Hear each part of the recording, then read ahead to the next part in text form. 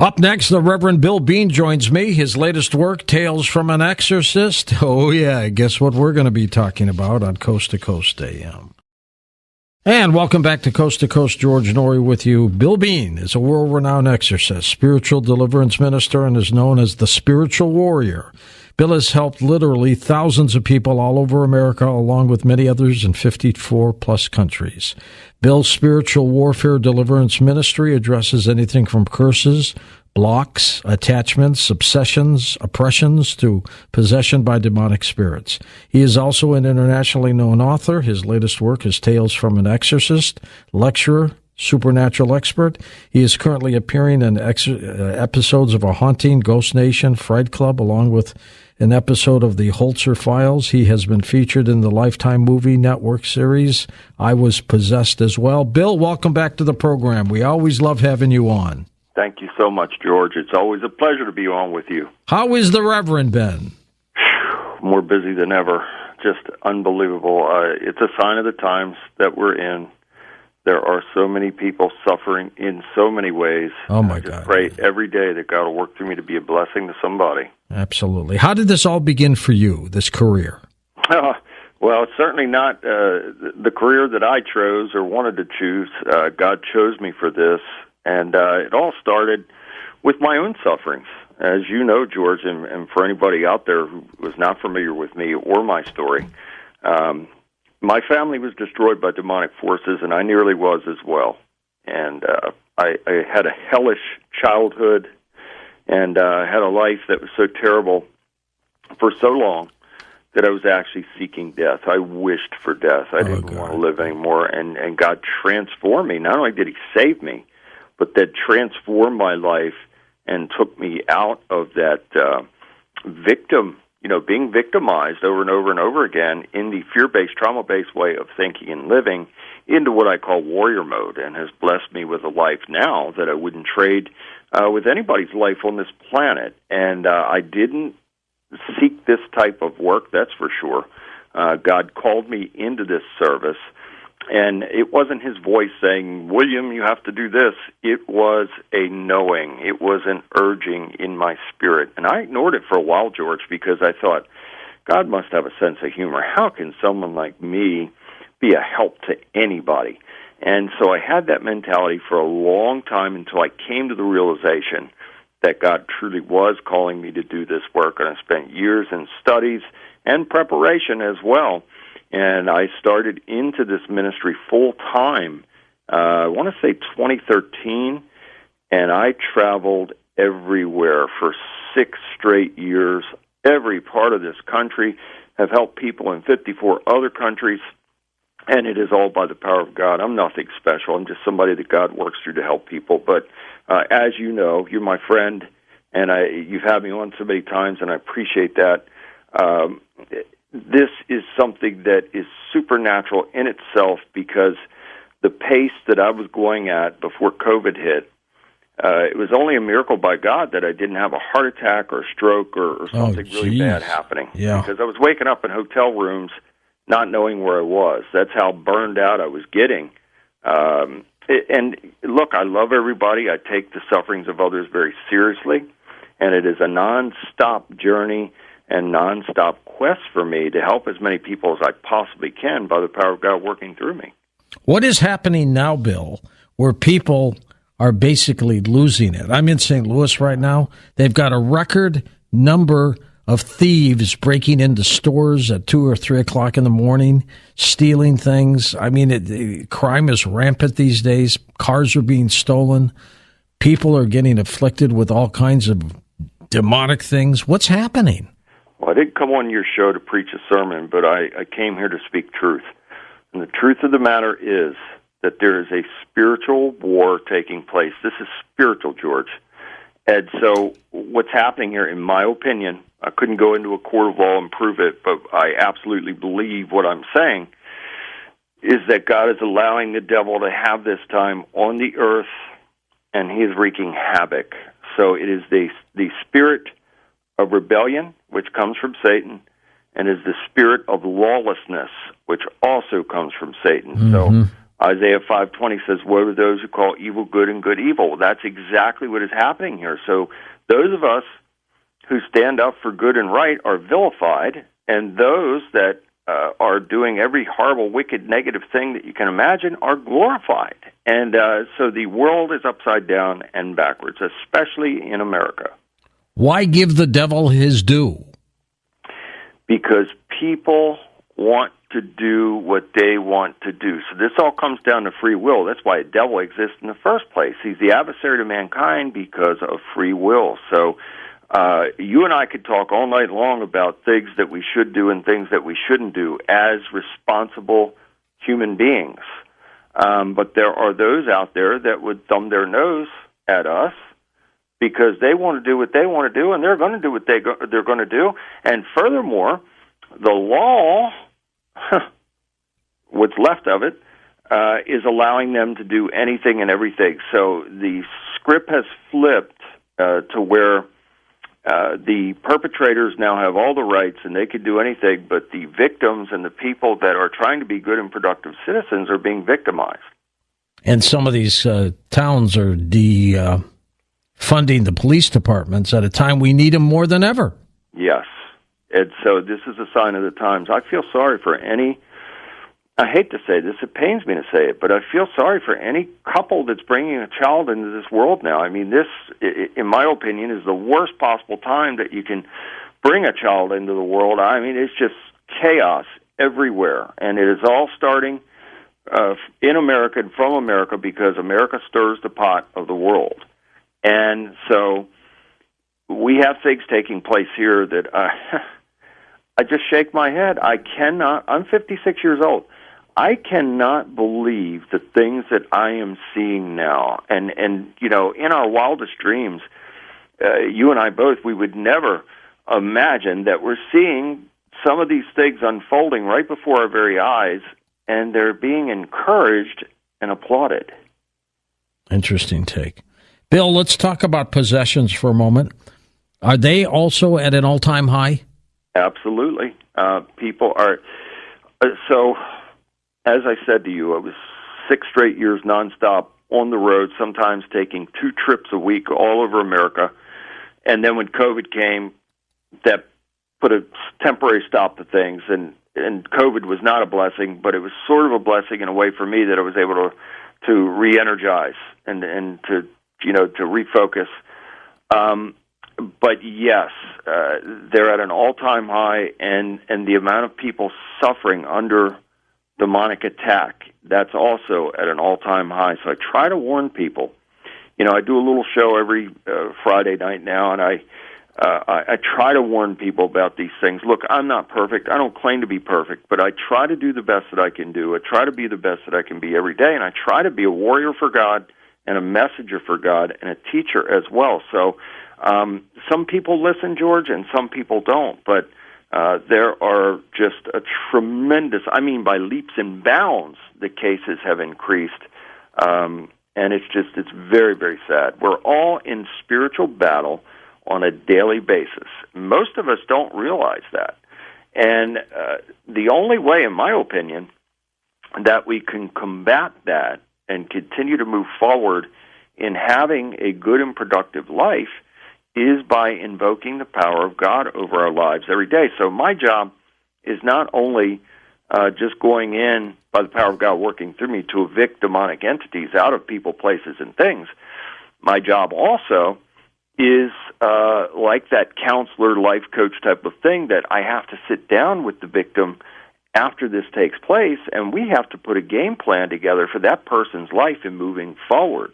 The things that you want to focus on doing, and absolutely having a real and authentic relationship with God and making Him first in your life and invoking His power over your life every day, and then, staying away from certain things that will open those doorways for demonic activity to come in. Once they see a little crack in the door, they'll kick it in, and they're in there, and then it's going to require somebody like me, by the power of God working through me, to evict those demonic forces.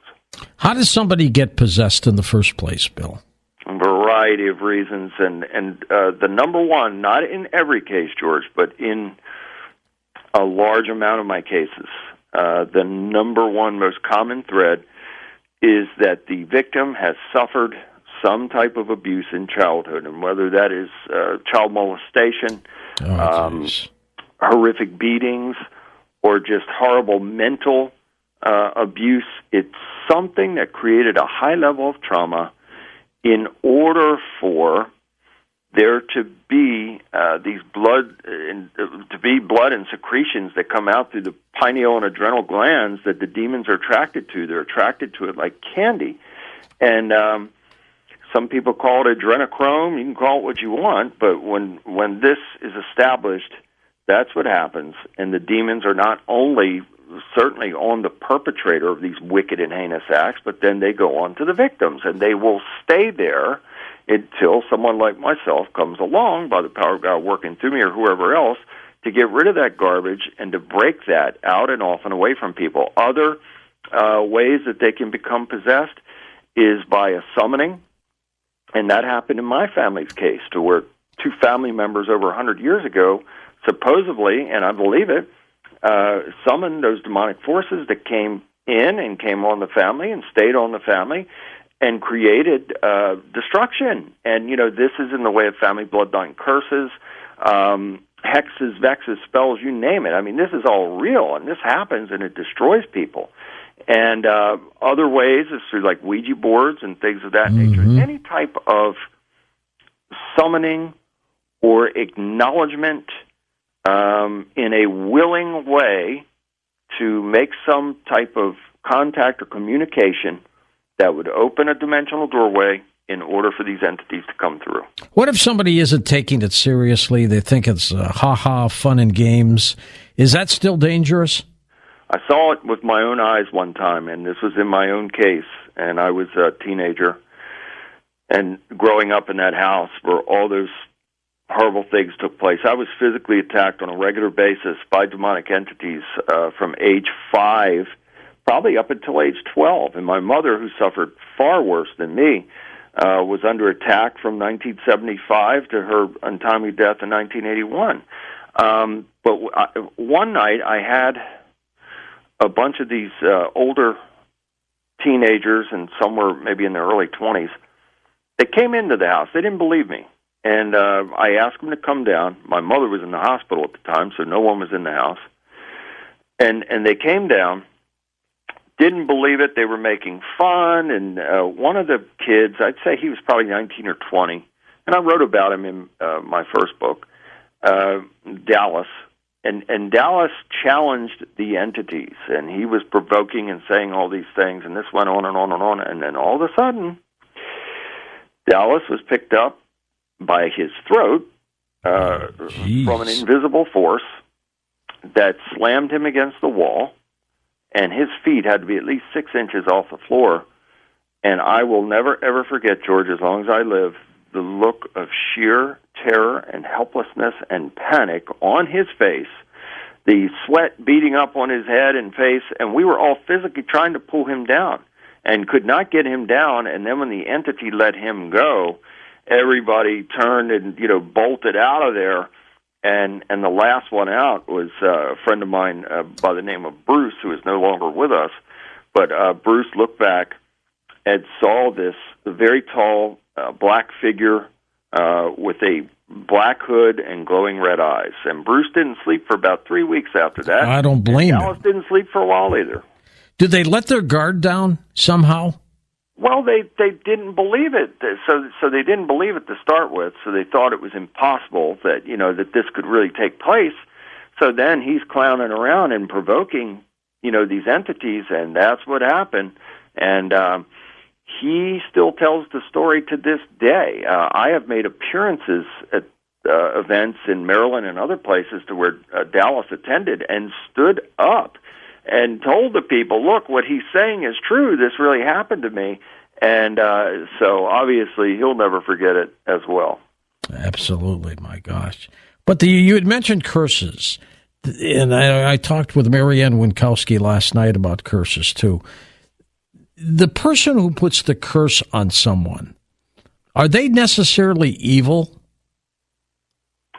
Yes, and I would say because it's an evil act. So if a person has ill will or bad intent towards another, and they go ahead and, place these curses, hexes, vexes, and/or spells on people, that's an evil act because you, oh my God, yeah, premeditated, to do ill will and harm to somebody. And I'll tell you, George, in one case, there were Santeria curses placed on someone, and that person, actually 2 cases, and those people died. Those people had tragic deaths soon after those curses were placed. Can some curses be accidental, where you just say something like, something silly, and it happens? Yes, absolutely. So we have to be very careful.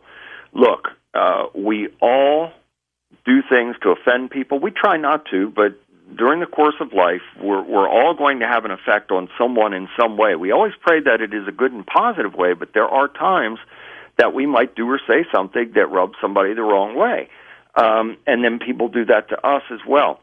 So when that happens, it's very important to keep our anger in check and try and pray about it. It's not so easy to do, but we try and pray and ask God to relieve that from us and take it from us, and to, we pray for that enemy or that person that has now become an enemy or whatever it may be, and we ask God to cool the anger of that person and the bad will and intent from that person, and B, we certainly don't want to do anything to where we're doing or saying something that could be, that's, when people say curse words. He said curse words. Well, some words are curse words. I mean, I've seen this, and even in my own life, I had a family member many years ago, because after the death of my mother, I was very young, and I quit school in the 8th grade. I lied about my age, and I did go to work. And a family member said to me, you'll never be anything. You'll be a janitor for the rest of your life, and all this kind of stuff. Those were curse words. So that individual was literally, by his words, trying to curse me and curse my life, and said I would never amount to anything other than a janitor, and there's nothing wrong with a janitor. I've done that kind of work, and I applaud the people that do that work. But his intent was to try and shame me because I wouldn't go back to school, and I was working, and I was paying room and board to live somewhere. Mm-hmm. But those words were curse words, and it was intent to shame me and reduce me, when he should have been trying to build me up and applaud me for taking a job and working and paying my way, as a young boy, and had to grow up in a world with some very hard-nosed, rugged individuals. But that's what can happen sometimes in some cases. A lot of people sometimes, Bill, just don't look at the good in everything, do they? No, and that is a spirit as well. And so it's, in today's times, it's so hard to navigate through all the minefields that are thrown at us on a daily basis. But my intent every day of my life, George, and you know me, so you know what I'm saying is true here. I love people. I take the sufferings of others very personally. So I pray every single day of my life that God will work through me to be a blessing to somebody. But there are people out there, they don't have that same mindset, and they want to create havoc for people. And there are people that are so,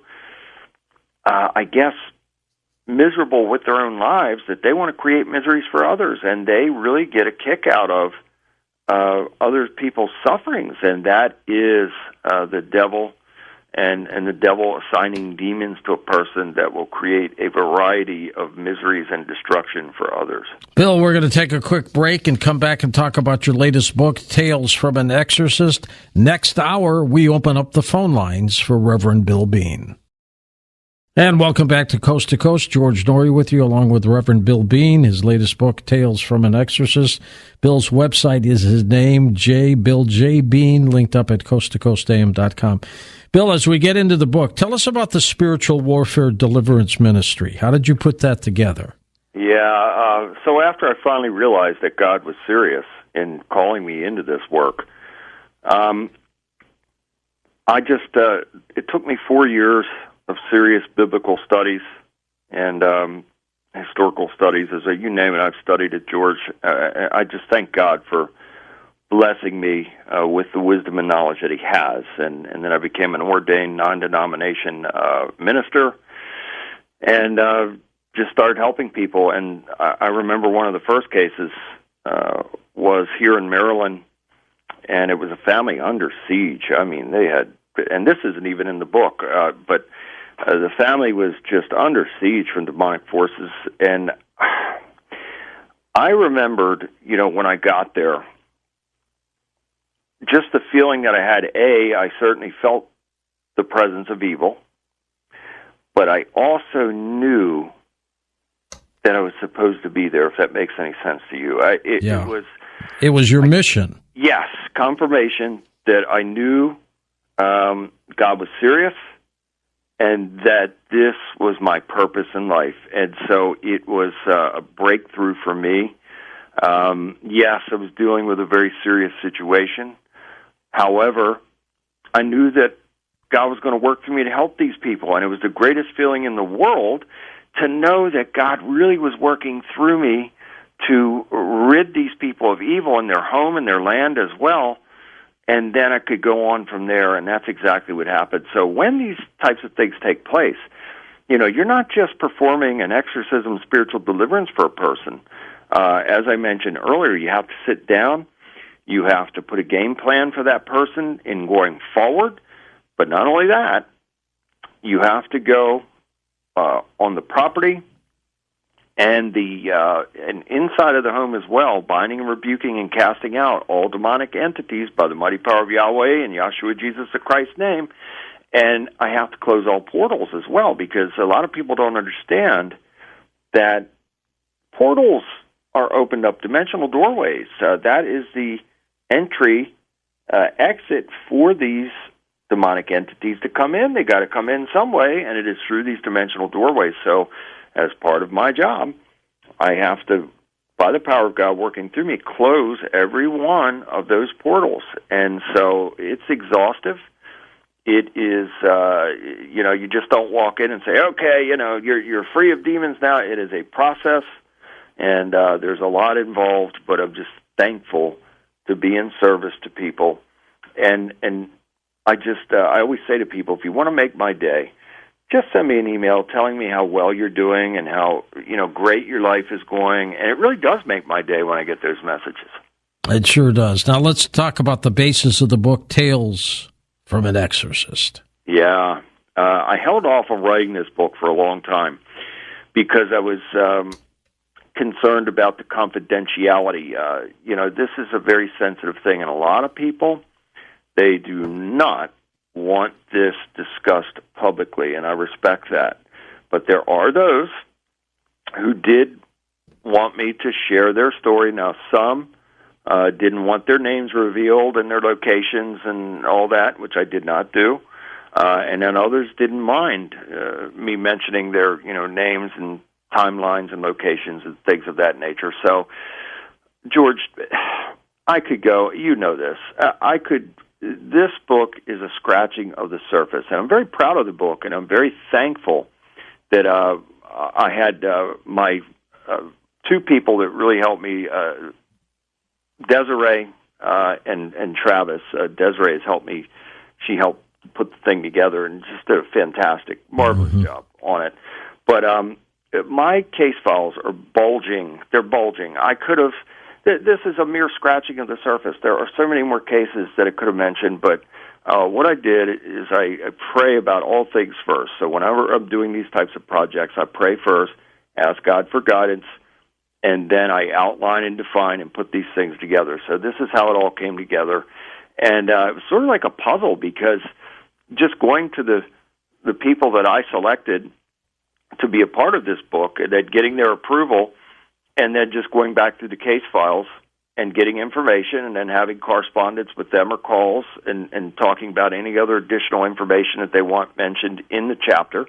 And that's how it breaks down in the book, that these are, from chapter to chapter, individual stories and accounts of what that person or family went through. Give us an example. Embellished. It's all real and authentic. I have truly seen things that most people, if they saw some of these things, George, some would turn around and run, some would probably soil themselves, some of them would probably pass out, and it's only by the power of God that I was able to stay in control of the situation. I'll give you, for instance, and we've talked about this before. This was a case in 2014, and not too long ago. Yeah, and I had completed the exorcism over the woman, and it was severe, and God worked through me to free her from that evil. But then after that, I had to go through the house and make sure that there were no more demons hiding or lurking in the house. And it was a very large home, and I completed everything, but I came to a large, wide set of stairs that went into the attic area. And this was a large space that was converted into like a master bedroom type of thing. So I go up the stairs. To my right, there are lamps, and it's illuminated on that side, on the right side. But then over on the left side, it was very dark. And I don't know if they planned on using that as a storage area or whatever, but I took care of the side that was illuminated first, blessed and cleared everything, and then focused my attention to the other side of the room. On that side of the room, you could see there was a window. I don't know. I think it was like a double window, and it was on the right. And so between the window, there was a ventilation shaft, I would say 6 feet across over from where that window was. And in between the window and the ventilation shaft, I was absolutely, I don't even know how to describe this in words. I was shocked. I'm approaching, and I would say that it was no more than 10 feet from me, a large black figure, hooded figure, that almost the description of like a Mothman type of thing, because it had wings on the back, and the wings were coming up to points past the shoulders, and glowing red eyes, and I was within 10 feet of it. And now think about what I'm saying here, George. This is real. Can you imagine standing in front of something like this? And it was only by the power of God that my knees didn't buckle and that I didn't pass out. And so I not only stood in front of it, I had the Bible in my left hand, I had my holy shaker in my right hand with a mixture of holy water, holy oil, and holy salt. You were ready. You were ready.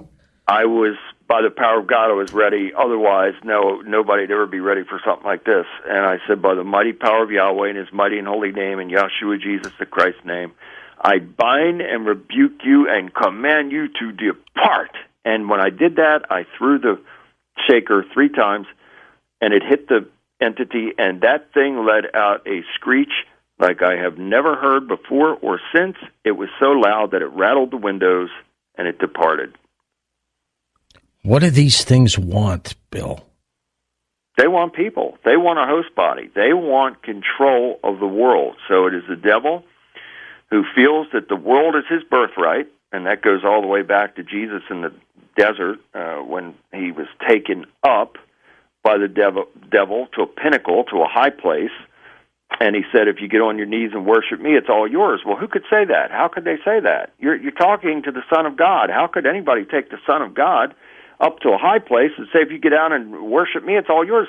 The only person or entity that could say something like that would be someone who feels that he is a son of God and it is his birthright. Mm-hmm. And so most people don't understand that. So that's what this is all about. He has this short time to have this level of control in the world, and he wants to destroy as many people as possible. And as a matter of fact, before he destroys those people, he wants them to destroy others and then themselves. So that's what the end game is, George. So this is my job as a man of God, a warrior for God, is like trying to put a forest fire out with a garden hose. I'm doing my best, but it is never ending. I can't even answer my phone anymore because there are so many people that call, have turned the ringer off. There are so many people that text, email. It is unbelievable. I'm one man, but I try to manage everything, and I don't turn people away. I try to help everybody as quickly as I can, and it is a never-ending task.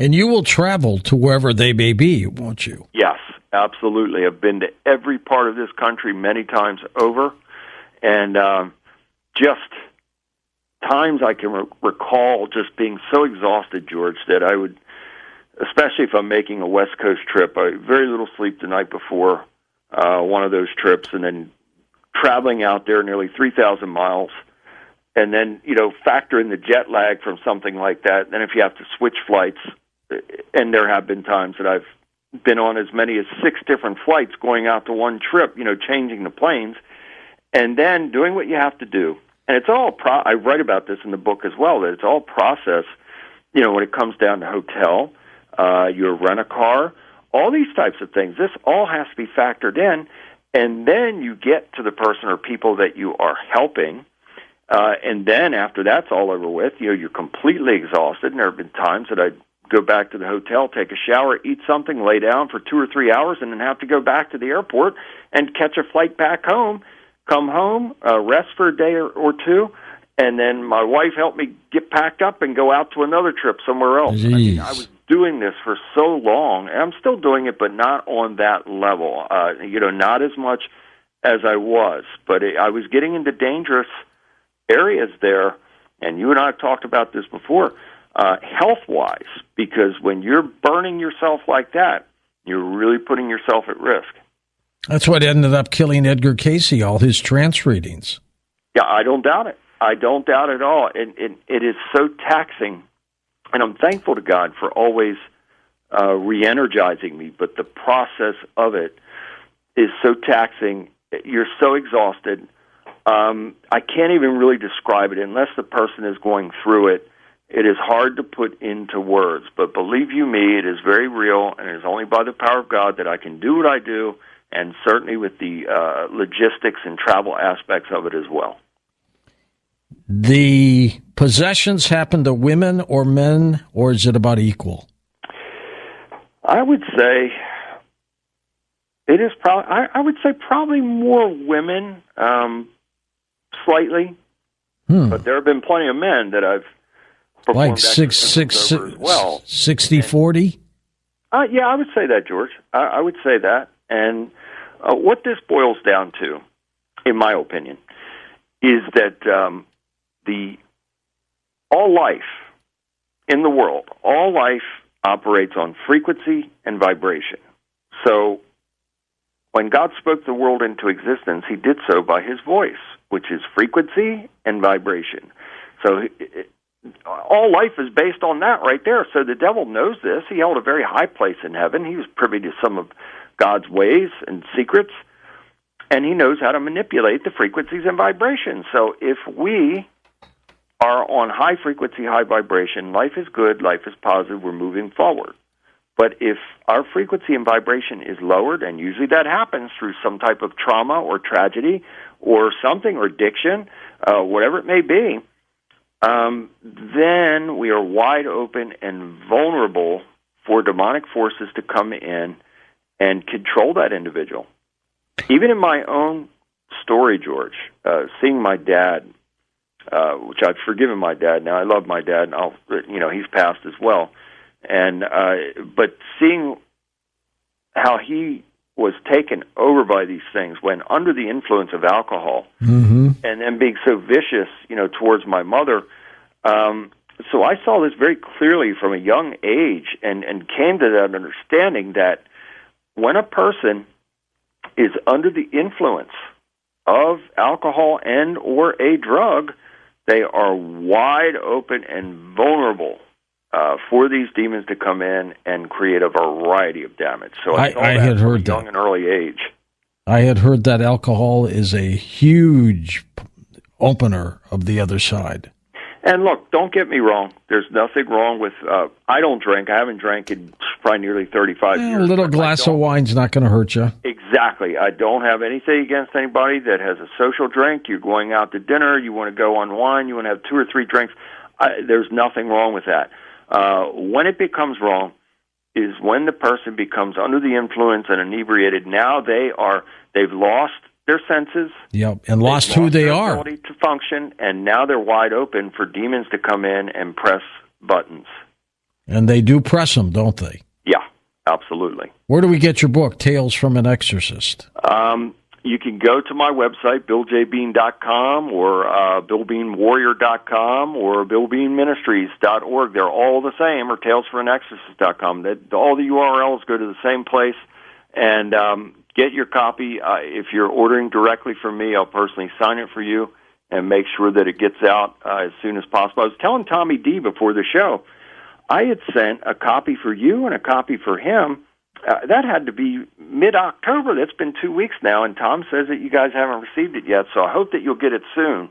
And I gave you honorable mention, and Tommy D as well, in the book, because without you, I wouldn't be able to reach a lot of these people. And so credit has to be given to you and Tommy D for having me back like this.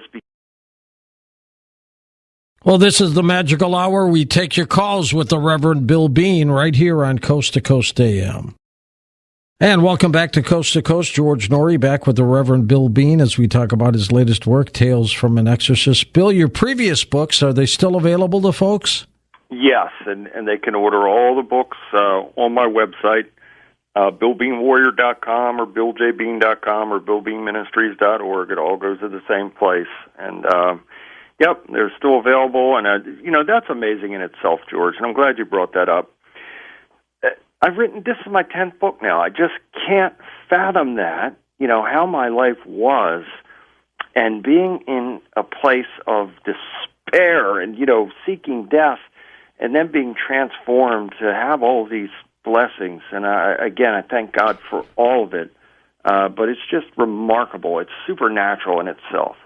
That is fantastic. Lots of calls coming in for you, Bill. We'll get to them in just a second here. Great. With all these cases, have you ever run into a case where the exorcism didn't work? Never ran into a case to where it didn't work, but I have had cases to where, unfortunately, things came back on an individual through bad choices, I'm sorry to say, and it breaks my heart.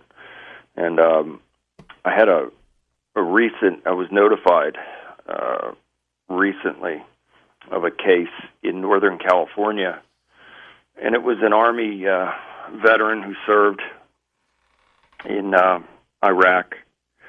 Good guy, had a family, wife and children, and just had a lot of problems because of that type of, what he was exposed to, and PTSD and things of that nature, and he was abusing substances. I went out there, and God worked through me to rid him of everything.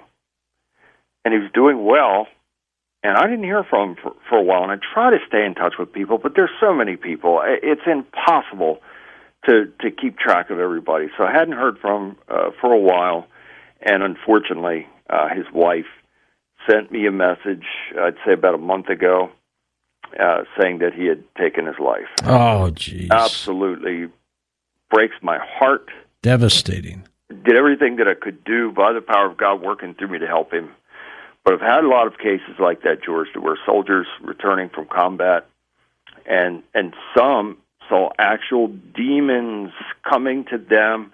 One unit engaged what they thought were enemy forces, and it turns out that there were no enemy forces other than demons there on the battlefield that they actually thought, and they fired upon entities that they thought were, the enemy combatants on the battlefield. Have you ever gotten into a point, Bill, where you said, you don't need an exorcist, you need a psychiatrist, you need help that way? Yes, and some of those people were being treated, for psychological disorders, but I care so much about people that I realize that the spiritual aspects of things do tie in with the mental. So the mind, body, and spirit works together as one. So where one is affected, they can all be affected. And so I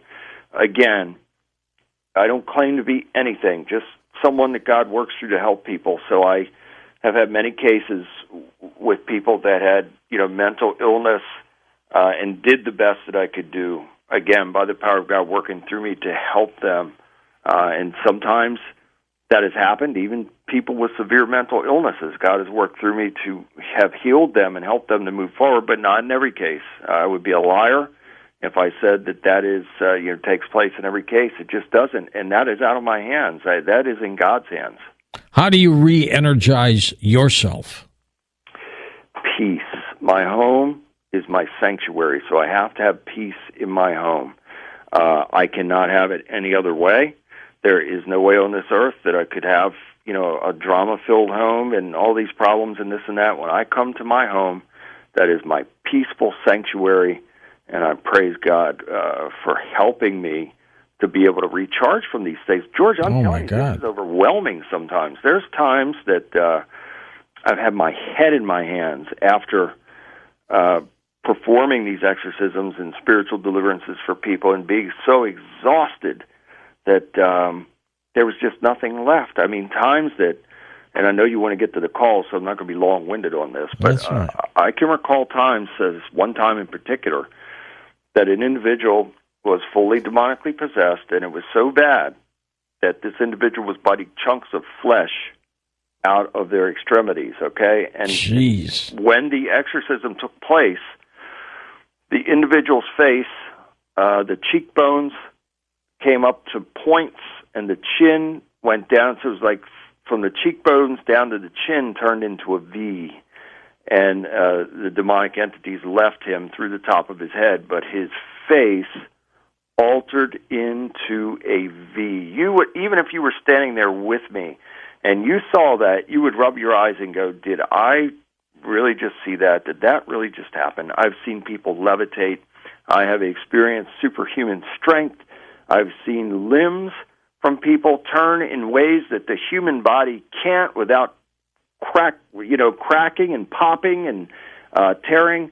The only thing that I think that I haven't seen is a person's head completely turning around. I haven't seen that. You haven't seen it. Unless you're watching the movie, right? Right, but I have seen just about everything else that you can imagine.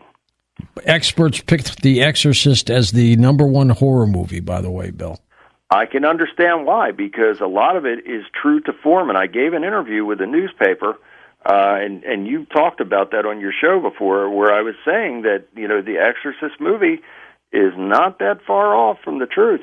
Yep, absolutely. I tried for years to interview the last remaining priest who lived in St. Louis, but I wasn't able to get to him. He passed away. Oh, that's too bad. Now, what do you think happens to somebody who, like that, like a priest, maybe even you, who has been confronted by so much evil, when they pass on? Do they go straight to heaven, or what happens? Well, the man that is absolutely putting his life on the line to help others, yes, I absolutely believe that individual is heaven bound, because it's selfless. It comes from the teachings of Jesus to lay your life down for others. And so if you are in this, and I'll tell you, George, I've had people that have offered money to me to train them to do this. And I said no, because if you, this has to be a calling from God. So you have no idea what you're getting yourself into, and once you get into it, there's no getting out. So you're going to be fighting against evil for life, and so you have to have that mindset. There's people that have seen me on TV or whatever, and they say, oh, wow, I can do that. That's cool. I want to try and do that. And nothing could be further from the truth. If ever there was the disclaimer, don't try this at home, it would be for this type of work. Absolutely. To the calls we go. First-time caller, John in Toledo, Ohio. Hi, John. Hi, guys. Hi, Reverend. Hi, George. Hi, John. I hate to say it. I feel terrible saying it, but I enjoy this forum that you got here, and it fascinates me. I'm Catholic, and my question is, how do you know the difference between like a ghost and a demon? And my second question, like when you confront these entities, I know you said you see them, and do they communicate? Do they threaten you? Do they even try to tempt you and offer to stop doing what you're doing? And is this leading up to this, the prophecy 666, do you think?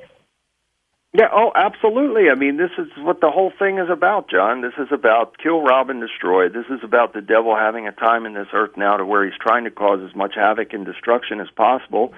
So just as God assigns angels to us, the demon assigns devils and demons. And so their job is to come in and try and claim that host body. You know, they want a host body that gives them the physical abilities and capabilities to cause mass destruction. And so, yes, I have, and I'm sorry, what was the first part of your question? Ghosts versus demons. That comes down to holy discernment, and that comes down also to testing the spirits. So we're told in the book of James that we must test the spirits. And in order to do that, you generally, if it's something divine coming, and I've had many divine experiences with angels, and I thank God for that, you can feel the goodness and the love and the protection and everything that is positive, you know, out of being in the presence of an entity like that. When it's on the flip side, well, you feel just the opposite. You know, you feel terrible. You feel heaviness. You feel the frequency being manipulated. Your ears might ring. You could smell terrible smells. The ghostly phenomena, this is my best answer without truly knowing, because I don't think anybody knows the truth on this, but perhaps we know there's a soul. The soul departs, and in my opinion, either goes to heaven or hell. There's also a life essence, and perhaps it's that life essence that stays around in a certain location for a period of time. And if that's the case, the devil, he's very clever, he knows how to manipulate all these things, could send demons in to take the form and shape and even the voice of such a person or long-lost loved one or whoever it may be, and they try to trick people into thinking that, you know, that's your dearly departed loved one, and it's a devil in disguise the whole time. They're called familiar spirits, so we have to be very, very careful. And if you have a situation like that, test the spirit. If you say, Yahweh rebuke thee in Jesus' name, depart, God's name is Yahweh, listed 6,823 times in the Bible, replaced with the title of Lord. So wherever you see Lord, that should say Yahweh. So I would say, Yahweh rebuke thee in Jesus' name, depart. And if that entity, that ghost or whatever you think it is, suddenly departs, well, then you know that that was evil and it was a devil. Bill, have you ever witnessed levitation? I have, George. I have seen levitation, and in one case, it was a female, and she was levitated at least a foot off the bed, wow, and by an unseen force, and then dropped. So it would be like somebody picking somebody up and then just letting them go and just dropping back onto the bed. I mean, you want to talk about something that, again, that you would just rub your eyes and say, did that really just happen? And now, did she wake up, or what happened to her? No, during that encounter, and this was when an exorcism was taking place, so no, the person was not coherent, and that happens in most of these cases, George. When people are fully demonically possessed, they don't have any recollection of anything. It is as if the entity or entities have unplugged the mind of the victim and plugged in. So they, almost like a computer type of thing. You know, they've plugged in and now they are using that host body. Let's go to Susie in New Jersey. Hi, Suze. Go ahead. Hi, George. Hi, Reverend Bill Bean. Hi, Susie. I'm calling, excuse me being upset because something terrible happened. My son, when he was like 16, I have two sons, and when he was 16, he started drugs. I found out, and somebody invited him to do heroin. And he ended up with a terrible addiction, young age. Never thought it could happen to him. Horrible. He's been in and out of jail because, of course, crimes go along with that to get money to buy it. Sure. Of course. And in between jail and rehabs, he came home here and there, and he had a girlfriend. She was Arabic. She was staying with me at my house. And strange things start happening in the house. Lights going on and off, the ceiling fans. An air conditioner literally flew off a chair from one side of the basement to the other. We ran out of the house like 2 a.m, and we were banging on even directories for a priest. We wouldn't go back in the house. And 2 priests came together, and then a separate priest came by himself another day. He actually said he felt something evil. Yeah. Because when my son was home, when he came home in between rehab or jail, I can't remember which one it was, and he got real scared. He said he tried to wake up. He was sleeping. His girlfriend was next to him. He tried to wake up, and he said that he could hear her talking and everything she said, but he couldn't open his eyes, and he felt like something was holding him down, pushing on his chest, and he wasn't able to talk. But yet he could hear me, he could hear her, everything we were saying. And finally, it took a while, and when he woke up, he was scared out of his mind. And he told us, he said, I can hear you. I wasn't able to move. I was paralyzed. Sleep paralysis. Yeah, well, what that is, George, that is a demonic stronghold that develops into demonic oppression. And demonic oppression is the step before a full demonic possession. So those are...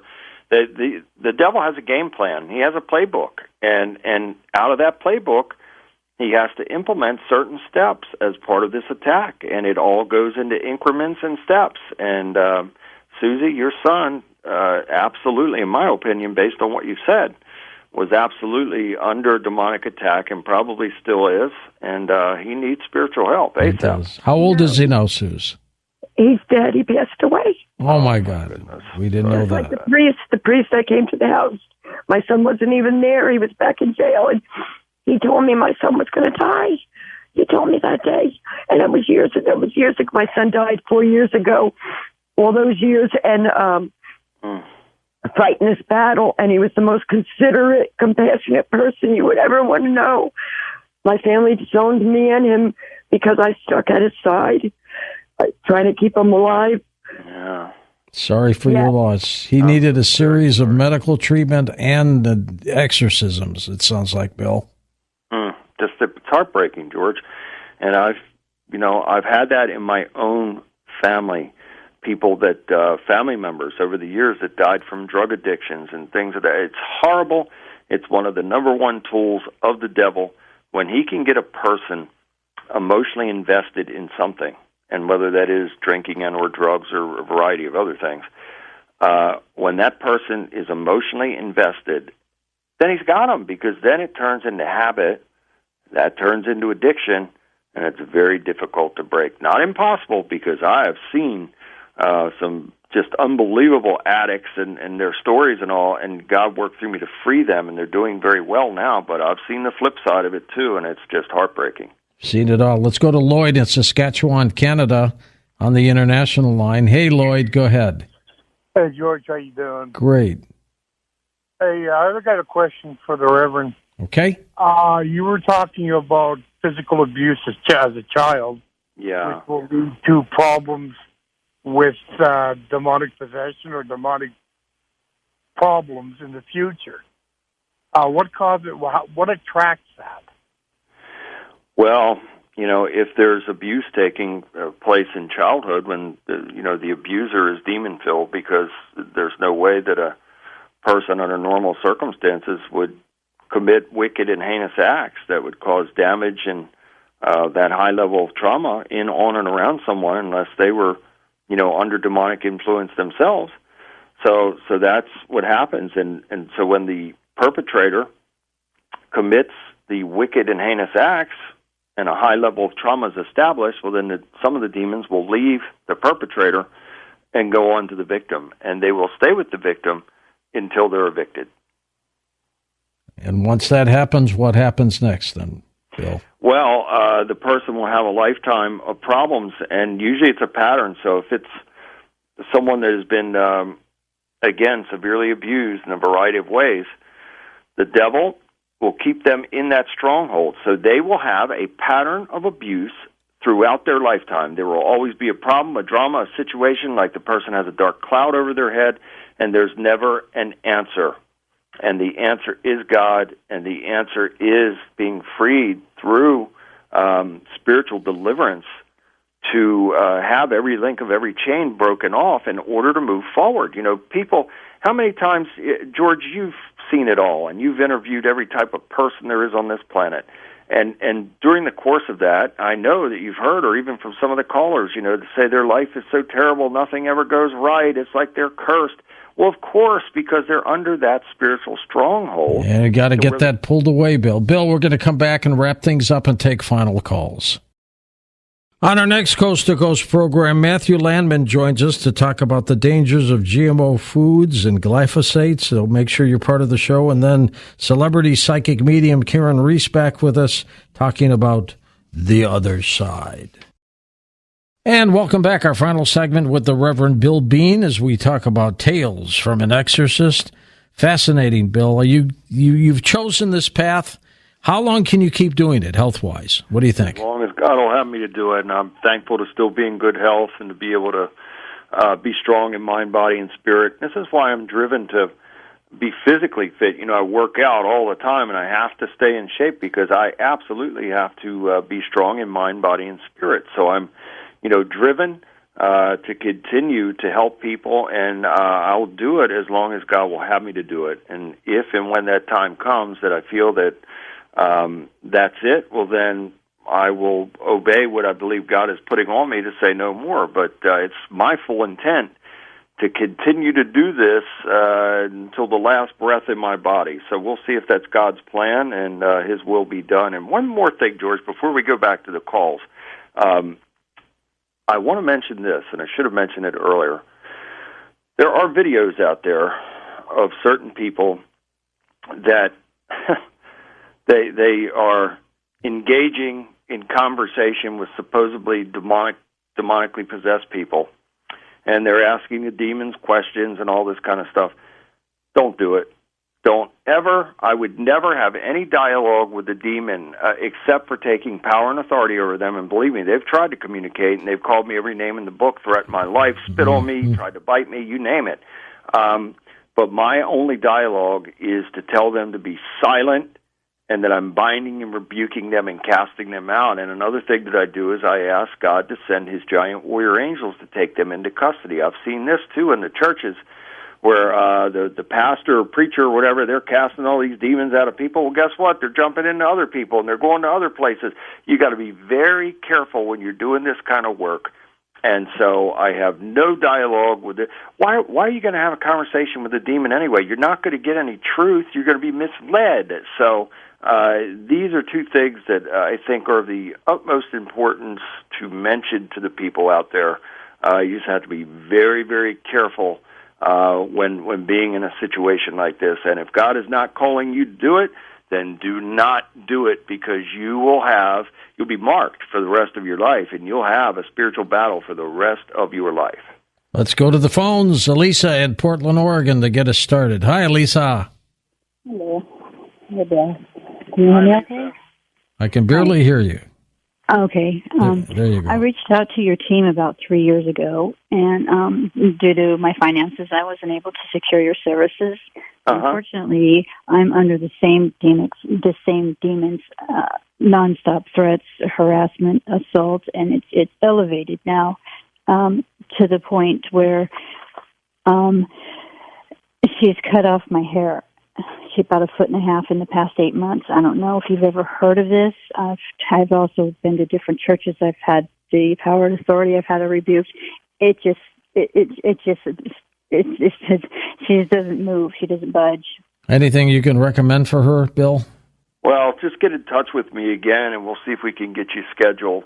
And for people that can't afford my services, then I'll do free. I've done as much free for people or more than I have ever charged in services. And the only reason I charge for services is because this is how I make my living. And there's no church or corporate entity or any financer behind me to do these types of things.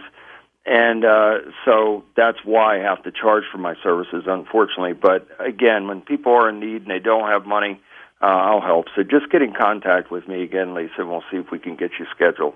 Okay, super. Trey's with us in Nashville, Tennessee. Hi, Trey. Welcome. Good morning, George and Bill. Man, it's been a long time, brother. I couldn't miss this opportunity to stay awake, call, and talk to you. God bless you, Brother Trey. 2014, I was having some issues with alcohol, and we talked, and we helped get that resolved. I rededicated my life to Christ. Oh, praise God. Now you're making my day. But it has definitely been a test because in 2018 I was diagnosed with really bad stenosis, spondylitis in my spine. Mm-hmm. So I don't know if you remember how physically strong I told you I am. I do remember, yeah. And that's even though I am a dock worker for the Teamsters, I'm not anywhere where I used to be. That test is still going on. I started eliminating blood when I went to the bathroom shortly after that, and I had to get 2 surgeries done at Vanderbilt to correct that. And then after that happened, I made it back to work, and I had a really bad shoulder injury, and Jeez. I had to have surgery on that. And then this yesterday morning, when they did my return to work MRI 2 months ago, they found a mass on my thyroid, and I had that removed yesterday morning. And they didn't have to take my thyroid out. They were able to cut the mass out, and so they sent it off to get tested. Let's pray that it's non-malignant, huh? Absolutely. Yes, sir. But I just want to call and tell you I'm still a warrior, man, and I'm still here to praise God. Love you, brother, and I'm proud of you, and I want you to stay in warrior mode, and I've been keeping you in prayer. George, I have a prayer list of over 600 people, and I say that prayer. It takes me over 35 minutes to say that prayer list every week, and I do it. And, Trey, you're on that list, and you remain on that list, and please keep me updated on your condition, and after this show, I'll be praying for you. We've got a prayer list that we don't publish, Bill, that on Fridays people get together and just pray. Our listeners pray for those less fortunate. And I got to tell you, I get emails from people who are saying, my aunt who had this tumor, it's gone, or It's just unbelievable.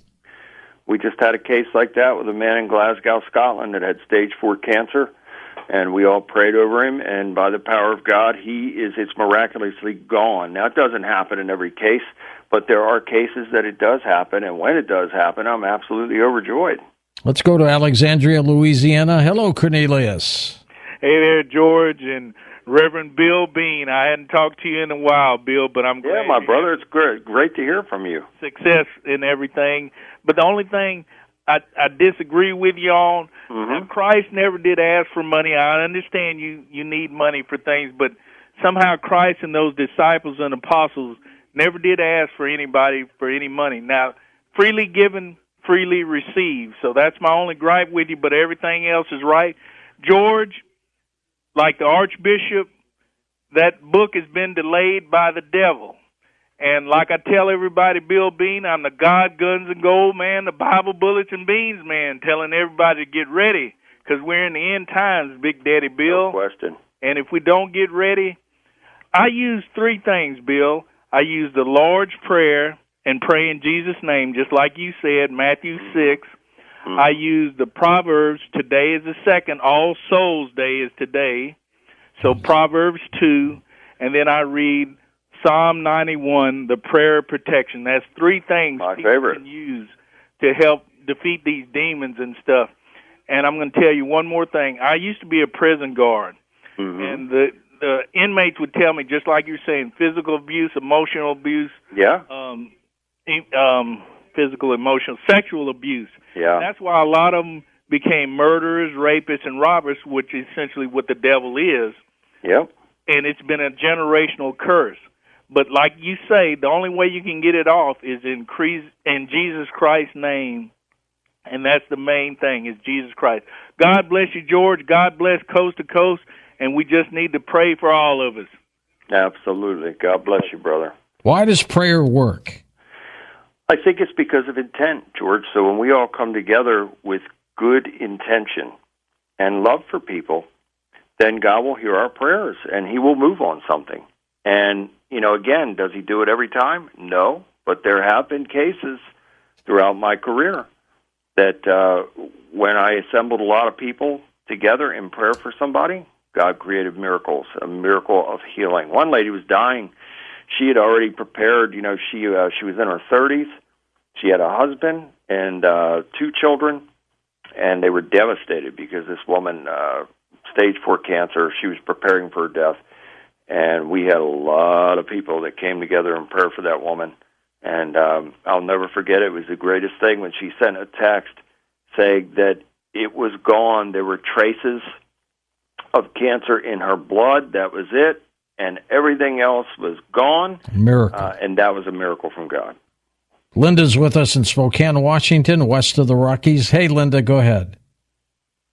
Hello, George. Thank you for taking my call. Thanks, Linda. I'm confused because how do you know who's for Satan and who's for God? This is because David Oates, who founded Reverse Speech, did a study. Reverse speech is supposed to be your subconscious speaking the truth of how you really think and feel. He did a study on big name pastors. Linda, are you barking at us? Yes, I am, because I want a treat. I'm at the pantry door. Anyways, he did studies on Billy Graham and the pastor with the glass church in California. He reverse speech the head of the Church of Christ. He did reverse speech on many of them, and they all worship Satan in their reverse speech. And he even reverse speeched a church that was singing glory to God, but they were really singing glory to Satan in reverse. Reverse speech is a very bizarre situation. Yeah. And David Oates has been on the program a couple times in the past, Bill. It is strange. I can't attest to what all these people said in their reverse speech, but it is weird. You know that? Yeah, and I've looked into that a little bit, and I don't pretend to understand it. And all I can do, George, we could make another show out of my thoughts and opinions on, but I'd get in trouble if I said that, so we better leave that alone. But there are, let's just say this. Jesus said, you will know them by their fruits. And in knowing a person by their fruit, you say, okay, well, what is this person about? What are they saying? What are their intentions? And you can feel intent from people. I know I can. I can feel if somebody's genuine or if they're a deceiver or whatever. You can feel that. And so this is where we must trust in God to give us that holy discernment to know who is real, who is not, who is truthful, who is not, who is a deceiver, who is not. And the world is full of deceivers. Let's just say this. The devil has the market cornered everywhere. And those in the high places especially are in that brotherhood, shall we say. And that the churches are not exempt from that. And it's so sad for me to say that a lot of today's churches, in my opinion, are very corrupt. And their intentions are less than honorable, and we'll leave it there. But kind of suspect. Suspect, to say the least. But please, for anybody out there who would have such reservations, or if you're getting a feeling, well, then perhaps God is giving you that feeling, that you need to pray about it and ask God to confirm that, and He will. So that's the best thing that you can do. Let's go to James in Virginia. James, go ahead. Hi, George and Reverend Bill. Hi there. Hi, my brother. Hey, I love hearing what you're saying. The churches are not, a lot of them are not telling us that the 4 horses of the apocalypse are running. Yep. They're not telling us that, hey, you can have global warming and man can destroy his own planet, when Revelation says, hey, there's going to be 7 bowls of wrath that's going to do a lot more to the people on the earth. They're not going to be able to destroy their own planet. Correct. There's a whole bunch of stuff the churches are saying men can't get pregnant. They're not coming out and clarifying a lot of stuff, and that's why the people are at a deficit with it, because the devil has over the years learned the Bible and then has infiltrated apparently some of the church, a lot of the churches. And they don't say the rapture is going to come either until the end when Jesus called himself. Some of them say, I guess, it comes at the end when the Battle of Armageddon is supposed to be. They're calling that the rapture. Well, the rapture comes before that because 1 Thessalonians 4 talks about how Jesus will descend and we'll all meet him in the air. And that's not the time he comes back. The time he comes back for Armageddon is Revelation 19, I believe, is Revelation 19, where it talks about him coming back for the Battle of Armageddon. Coming back with a sword. Indeed. We've only got 30 seconds left, Bill. Tell folks again about your website. And I want to thank you again, George. It's been great as always. And thank everybody out there for listening. And if you want to get a copy of the book or you need spiritual deliverance / exorcism, whatever you're needing, please visit BillBeanWarrior.com. And I'll get back to you as quickly as I can, or my assistant Melinda will get back as quickly as possible. We're doing everything that we can to help as many people as possible, as quickly as possible. And thank you again, George. I look forward to the next time. You're doing great work, and again, you'll see your name mentioned in there, an honorable mention for really helping people. Super. Thanks, Bill. You stay.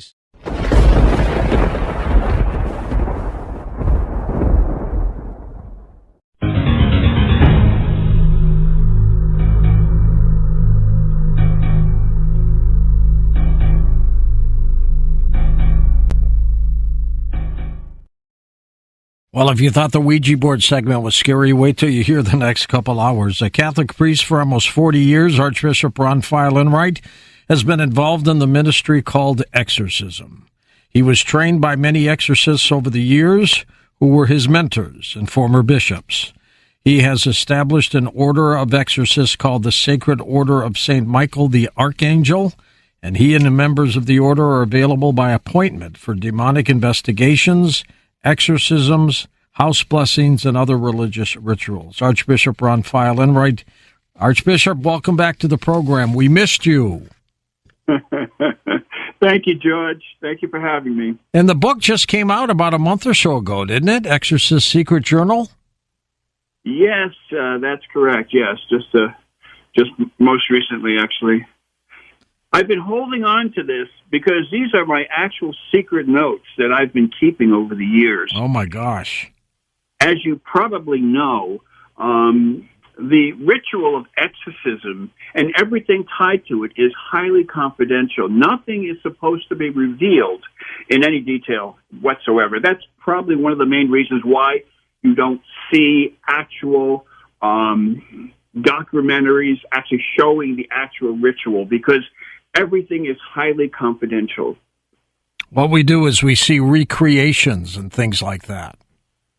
That's correct. And even then, they're only touching the surface, because if anyone really, truly been involved in any form of exorcism or been in the actual ritual room, it would probably terrify them to a point where it would leave a permanent mark and they'd be traumatized for the rest of their life, because seeing something that you've never seen before or understand can be very shocking. When you first became a priest, did you enter the priesthood thinking you were going to be conducting exorcisms? No, that was the last thing on my mind. In fact, this all happened. It all started at, it was a supernatural event that took place in my life many years ago. I was a youngster, and I could go into the story if you like. Yeah, I'd love to hear it. Go ahead. Okay. This was actually what I refer to as a divine vision. I was in the shower. I was maybe 11, 12 years old. I'm in the shower, and all of a sudden a bright light just beamed right into the bathroom, and it came through the window, and it was so blinding that I closed my eyes for that 1 second, and that's when I saw myself in a Roman collar, in a black suit, and working in some capacity with the church. Now, understand, I didn't even know what an exorcist was, or even exorcism at the time. I was only 11 or 12. But I did have this clear vision of seeing myself much older and sometime in the future being involved in the church as a priest. Well, that's phenomenal. When this happened to you, was it like an epiphany? It was actually. It was actually it molded my entire inner being in regards to the path that I would be led on. I was actually guided, and I think everything is already predestined anyway. But at that particular time, I started noticing things that I just took for granted. And then this is, again, I was a youngster, I was a young child, and yet I'm noticing things that I was totally oblivious to at that time in my life. And as I kept growing, other things started coming into play. And these supernatural events became more and more current, especially when I entered the ministry. Once you did that, to become a priest, how soon did you then become an exorcist? Well, to be an exorcist, you have to first have a divine calling. My calling was when I was 11 or 12 years old. At that time, if you follow your path, then you're involved in the church. Then you go through theological training, and then at that point, that would lead to ordination. And in my case, it's holy orders, which is ordination into the priesthood. And then at that time, you would express your interest to the jurisdictional bishop as to your interest in a certain ministry. In my case, it was the ministry of exorcism. And at that point, the jurisdictional bishop would assign you to a mentor, would be a much older man who is who's an experienced exorcist, and who would take you under their wing, basically as their assistant. And my training was 4 years as the assistant to the exorcist. And at that point, when my mentor felt I was ready, then at that point, I was appointed as the jurisdictional exorcist for that jurisdiction. Is there an exorcist in every archdiocese? No. There's not? No. And as a result, there are many different types of people who claim to be exorcists. And unfortunately, unless you have a divine calling, whatever you do as an exorcist without that calling, you would not be successful in regards to actually performing an exorcism. Now, we hear a lot of stories of Catholic priests being exorcists, but we don't hear many stories of rabbis being exorcists, ministers being exorcists, Presbyterians or Baptists. Why is that? It's a good question, but every denomination has some form of person who was appointed to be the medicine man or the exorcist for the group. Of course, the rabbis, they do have people who are appointed to do just this in terms of exorcisms. There are many different denominations that actually have a ministry of deliverance, which is a form of exorcism. And so as a result, it's been around for a very long time, almost 2,000 years. How many exorcists within the Catholic Church, the entire church? I could tell you that within my jurisdiction, which covers 24 countries, we have just over 1,000. Understand each of these individuals were trained with a mentor who had approved them to be appointed as an exorcist for that jurisdiction. In the 24 countries, we have at least 1,000. I'm saying within, I've been doing this for almost 42 years, and which is a long time. It is a long time. We have our active clergy that are actually have their ministries, and within their ministries, they have a ministry of exorcism, which caters to the parishioners of their particular jurisdiction.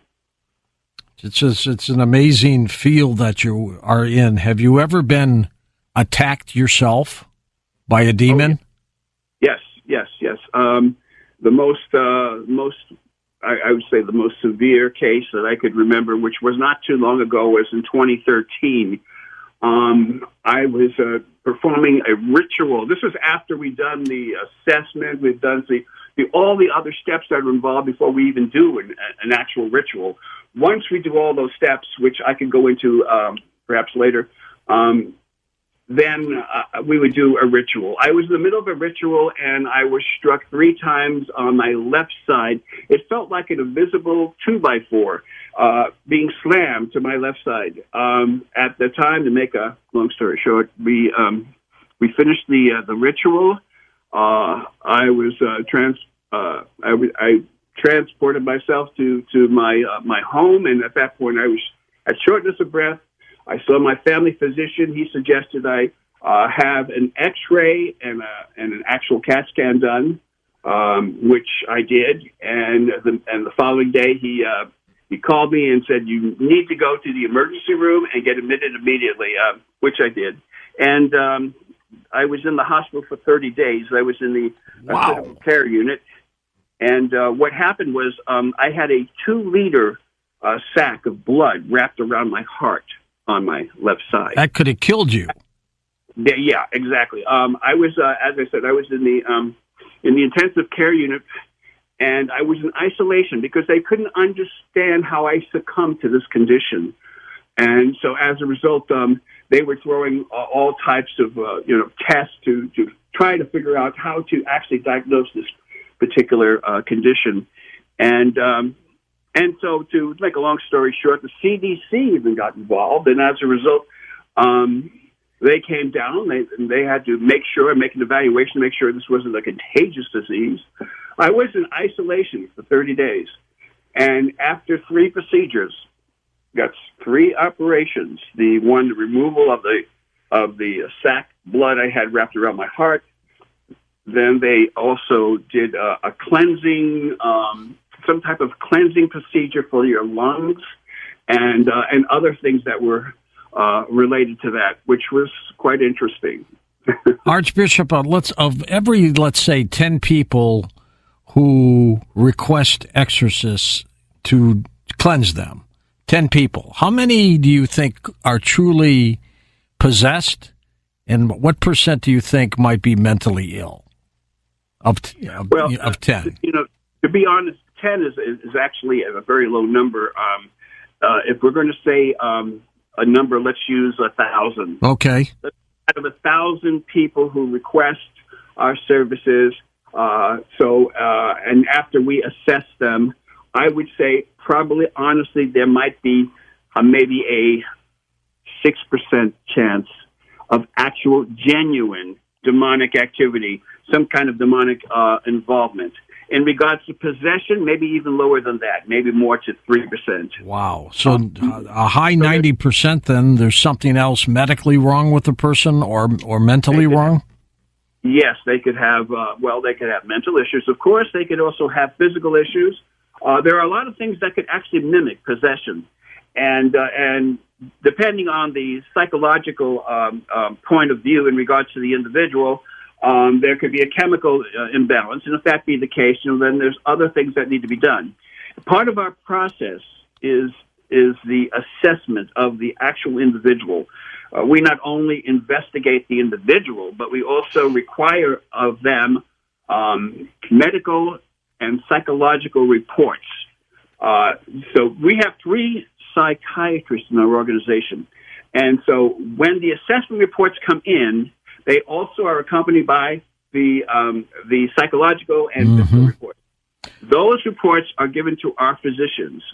Our psychiatrists will make an evaluation based on what they see, and if there's anything that really needs to have our attention, they would let us know, and they'll give us their recommendations. At that point, I look at that information. I also look at the actual report that's submitted by the investigators. Now, investigators are trained for assessments. What they do basically is they review the individual. They ask them a series of questions which are found in our questionnaires. We have a clinical questionnaire that we actually have, and each lead investigator will have and will direct these questions to the victim or the person who is claiming to have symptoms of demonic possession or other issues. And so once we have that outline, which is in 3 different sections, the questionnaire covers the mental changes of the affected person, the physical changes affecting the person, and the last section would be the outward manifestations. This would be things that you could witness, see, and you could see that this is part of the collection of physical evidence that we could put together in the assessment report and then present it as the final report. Then, of course, we make our decision after we receive the recommendations from the physicians, and then, of course, the any evidence, physical evidence, which would also include pictures, videos, things of this nature. Also testimonies from, let's say, the neighbors. Let's say anyone in the household, per se, that may have something or some kind of input to add to the area of physical evidence. Once we have all that information, then we can make a proper assessment. How do you tell the 94% that they're mentally ill? We use the questionnaire, which actually is more of a clinical form. It has 60 questions. It talks about the mental changes in the affected person. We actually ask the individual a series of questions, and once these questions are written down, then the investigator would go to the next section, which is the physical changes. And a lot of this will come out in their health physical exam reports, but we can also see if there are any other physical signs where the person may be demonstrating some type of outward manifestations that would affect not only their appearance, but maybe the way they articulate and certain other things within their immediate environment. If a person is possessed, truly demonically possessed, this 3 to 6%, what's happening to them? How did this happen? It's very interesting. In most cases, they would have to have, at one point in their life, invite some darkness into their life. It all has to do with lifestyle and other intent that people make, their intentions.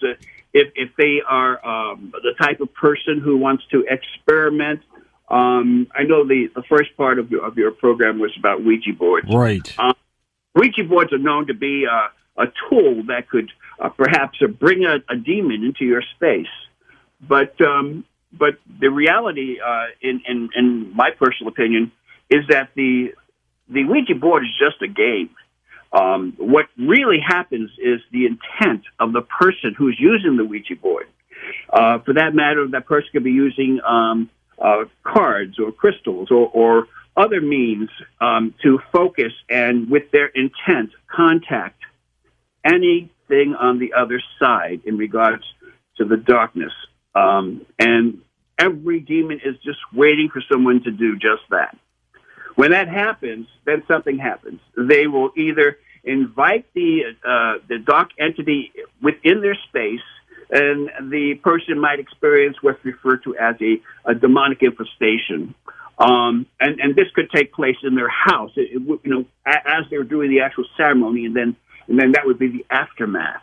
Of course, demonic oppression is another form of attack that could occur, and this is when the demonic plants a seed in one's mind, and the person thinks that it's actually their own idea in regards to their bad behavior, not knowing or not even being aware that the seed was planted by a demonic influence. And when that happens, all kinds of things could happen. Demonic possession is very rare, but when it happens and when it's genuine, you will know it because the individual will demonstrate unbelievable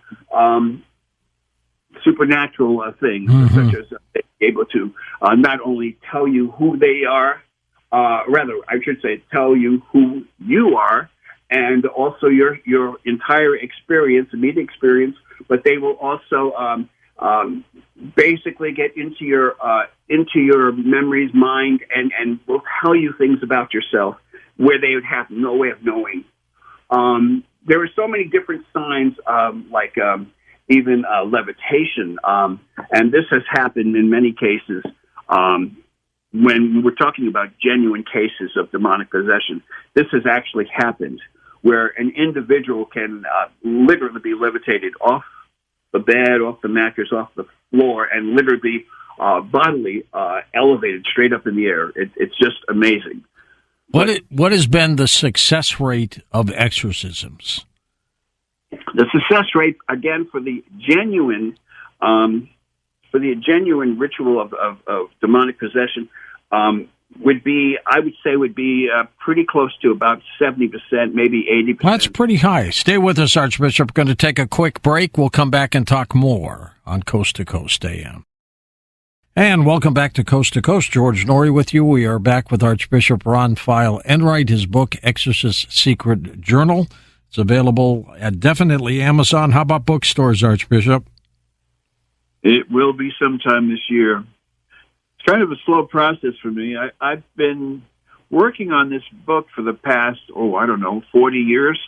And as a result, it's been I had a really hard time in terms of trying to make a decision as to whether or not I should release it because of some of the details of the book. I understand. It's kind of controversial, too, isn't it? I'm getting a lot of criticism from clergy and colleagues who have been chastising me, if you will, and stating that, these facts and this information should not be released to the public. But, my response is, of course, I never use names. I never even indicate cities or countries or anything in that nature. And so, I try to make it as anonymous as possible. So I try not to get any person or in terms of identity available to anyone. Everything is still confidential. When you were talking, I'm sorry. Go ahead. No, I'm just saying only the details are revealed in regards to what the case and where the case went and so on. When you were talking of the 70 to 80% success rate, how long does it take for a successful exorcism to occur? Some cases may take a week, maybe a little under, maybe a little over a year. Wow. It depends on, and if it's like over a year, we're talking about revisiting that individual like every couple of times a week and performing the ritual over and over and over again. There is an issue when it comes to a multiple demonic possession, which can happen, and which means that we have to continue the ritual over and over again. Part of the main part of our ritual is to identify. First, we ask the demon how long he plans to be there, and then we try to get information in regards to his identity. We try to get a name. And then, even then, the name might be false. And if that be the case, which has happened, then, of course, we have to repeat the whole ritual. The ritual itself is a series of prayers that are said in a repetitious fashion. And it's a battle. Does the person who is possessed know they're possessed? It's interesting. Most people that have like a demonic oppression are not even aware that they've been affected by the darkness. But people who are possessed, in most cases, have no idea until they're told after the actual ritual itself. The reason being is that we have this defense mechanism in our brain which represses any type of traumatic, frightening information that we should happen to experience in life. And as a result, it's embedded deep in our subconscious. So we are not even aware that we're going through these things.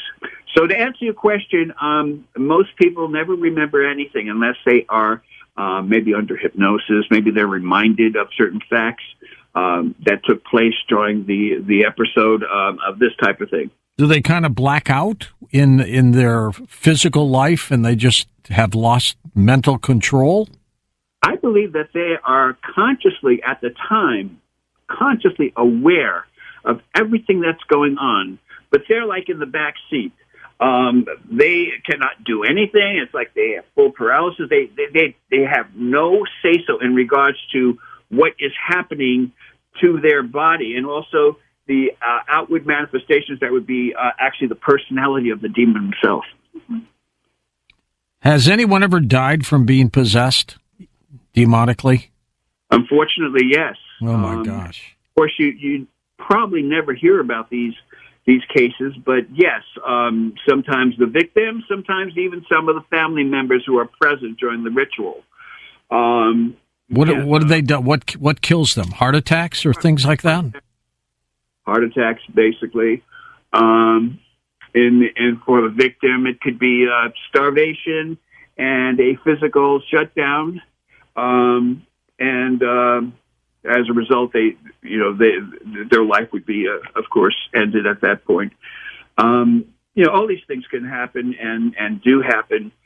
And over a period of years, yes, I've seen many people who have passed during the actual ritual, both not only the victim, but people that are in the same room, in the ritual room, and they are witnessing everything firsthand, and they are affected. Understand that anyone who's in the ritual room is affected anyway because of the experience. The experience is so it's so traumatic and so shocking and real that you become part of what's going on.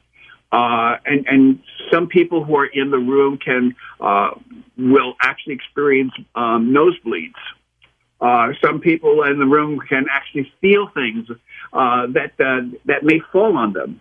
There was one case where there were actually what appeared to be maggots were falling, not from the ceiling, but from midair, like between the ceiling and the person, and these maggots were just falling down. It was done as a distraction because the demonic will do anything it can to distract the priest as he's performing the ritual, and does every type of dirty trick you could ever even imagine. Archbishop, what happens to the soul when the person who has been possessed dies during that kind of situation? That would be in God's hands. I would say that understand that the demonic darkness, Satan, does not own your soul, does not even have possession of your soul. That soul is, it belongs to God.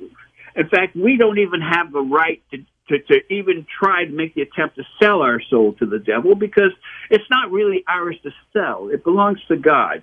However, again, based on your intent, especially if it's a real negative towards in favor of the demonic and everything that's suggested, it could be very devastating. But in regards to the actual spirit, the spirit is untouched. It's the body that's being attacked, not so much the spirit. What exactly is a demon, in your opinion? Well, according to Scripture, it implies that 1/3 of the angels that fell from heaven when Lucifer decided to revoke against God, and God thrust him out of heaven along with 1/3 of the angels. The fallen angels are the demons that we see and experience today. All the demons are actually fallen angels that have been thrown out of heaven at the time when Lucifer was thrust out. 1/3 of the angels. That seems like a lot, right? Yeah, it sure does, doesn't it?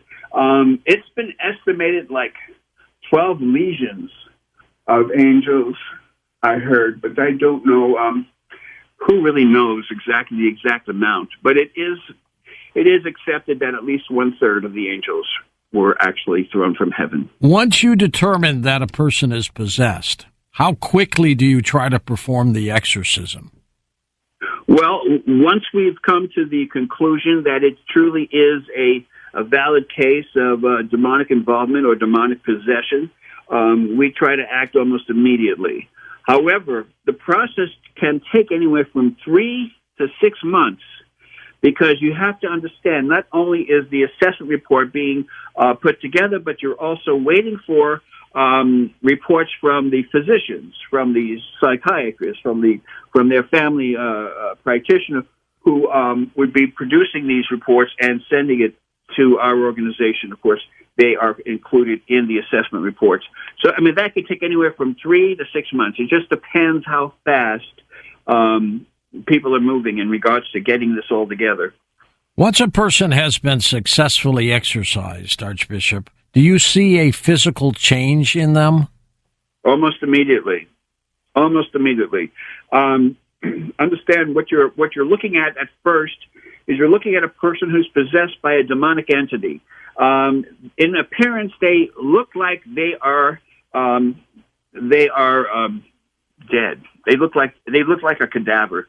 Their skin is cold to the touch, pasty looking, gray, as if you were to see someone who is deceased. That's exactly what they look like. You could see that there's no life in the body, so it's like just a gray, cold to the touch type of appearance, and to the touch.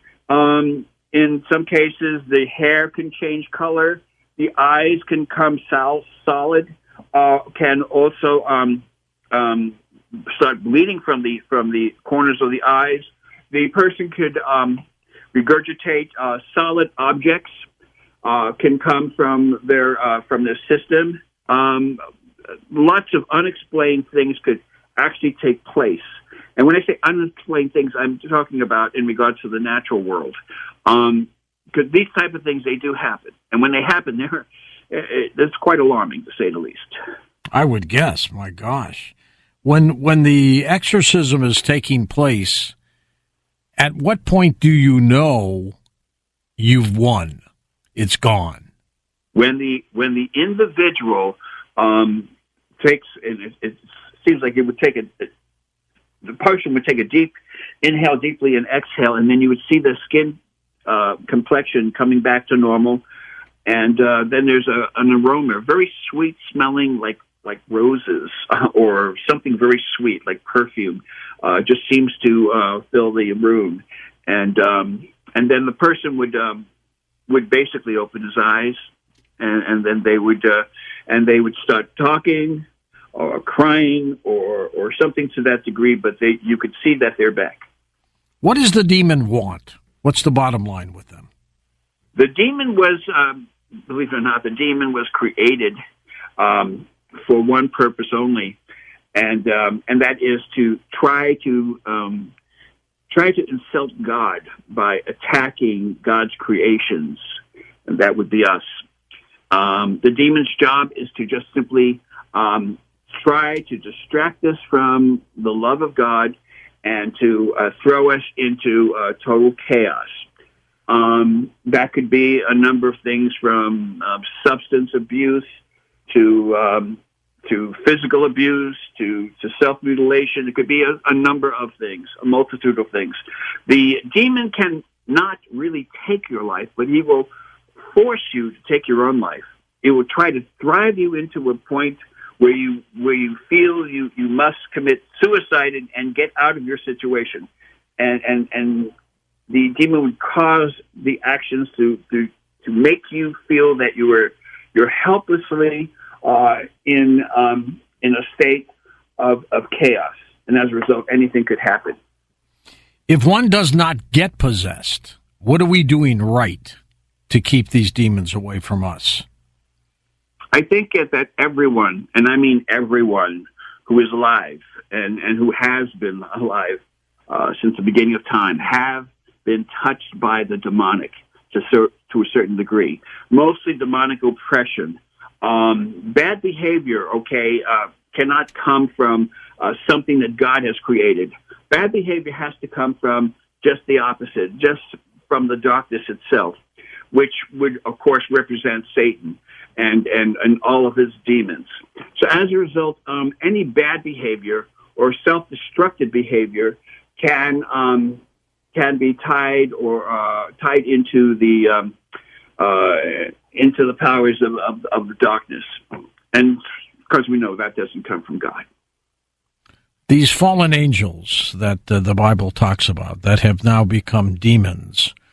What's their bottom line here? What do they want? Do they want the soul? Do they want the individual to die? Or do they just want to inhabit a body? What do they want? They are trying to protest and insult and do injury to God by insulting and attacking God's creation, which is, of course, man.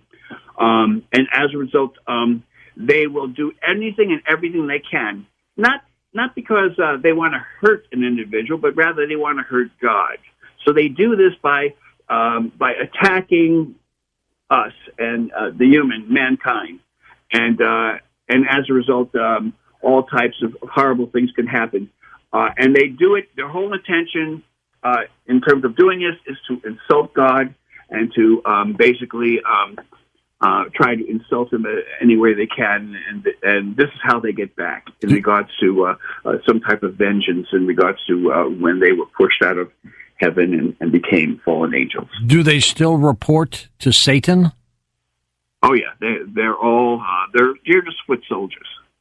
And there are different ranks too. There are different ranks of demons, but as a result, they all have the one source, the one general, if you will, and that would be Satan himself. Why hasn't God just raised his arms, Archbishop, and wiped out all these demons in one swoop? He can, but you see, he's given us this thing called free will, and he allows us to make our own decisions in regards to what we should do, how we should live our lives. You know, we have that intelligence in regards to freedom of choice.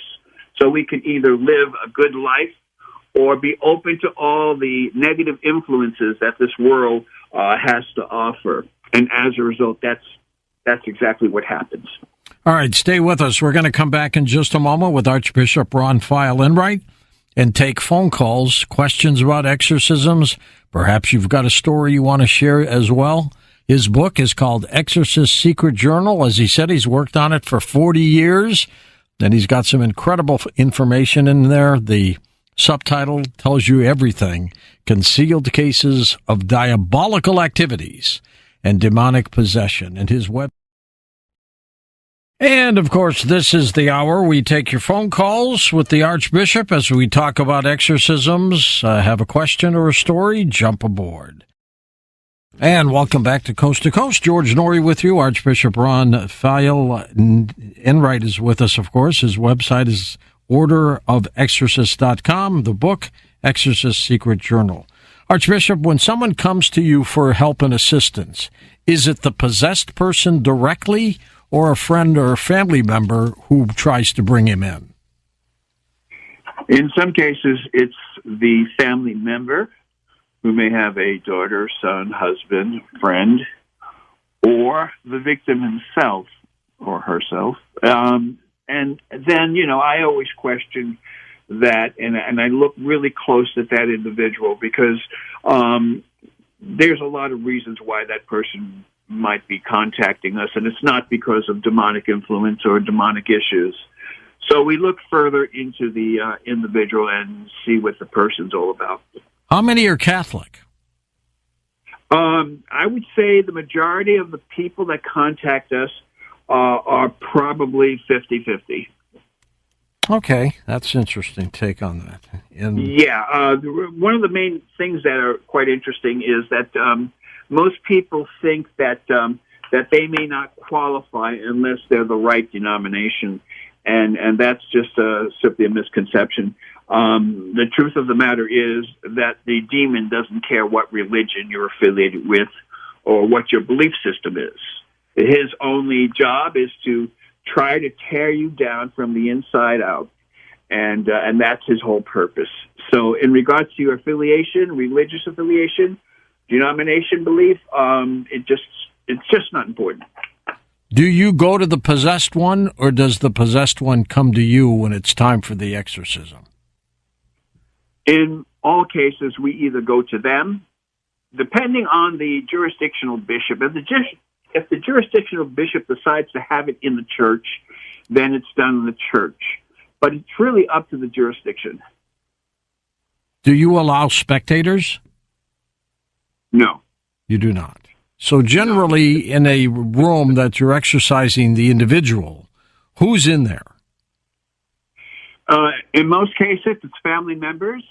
Of course, the lead investigator who did the actual assessment and sometimes at least one or two priests who actually read the response to the ritual. And how often is holy water tossed around in there? All the time, from beginning to end. And in fact, even before the actual ritual itself, we sprinkle ourselves with holy water, and then we get started. Do you bring a crucifix with you? Yes. The demons don't like that, do they? They don't like anything we represent, and that's a good thing. Because if they did, we would not be in the right place. What's the soonest you will perform an exorcism? I mean, like immediately sometimes? No, that never happens, because we have to first make sure that it's a genuine case of demonic possession. If it's not, and if the person is just delusional, we could be feeding into their psychosis, which could lead to suicide. We try not to do that. That's not a good thing. So the assessment has to be done. Psychological evaluation has to be performed, either there immediately or sometime in the near future, in order to make a full decision in regards to the actual ritual itself. How thankful are they, Archbishop, after the fact, once you cleanse them?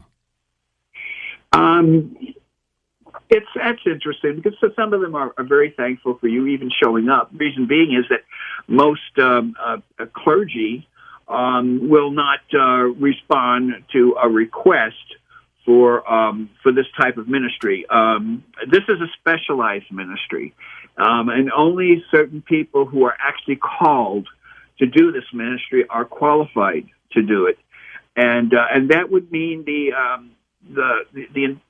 participation of all the members in the church. They would have to confirm the individual, and the jurisdictional bishop would have to recognize and appoint that individual to be an exorcist. So, I mean, there's a lot of process that goes on that's involved. And there's many people that are connected to the one individual, including the Holy Spirit. All right, let's take some calls for you. Let's go first to Ed in Charlotte, North Carolina. Welcome to the program. Hello, Eddie. Hey, George. Thank you. You're welcome. Ron, I've got several questions. One, you just made the comment again that if the person came themselves, you're more suspect, because is that because you say they are not supposed? This really is what surprised me, that they don't even know they're possessed.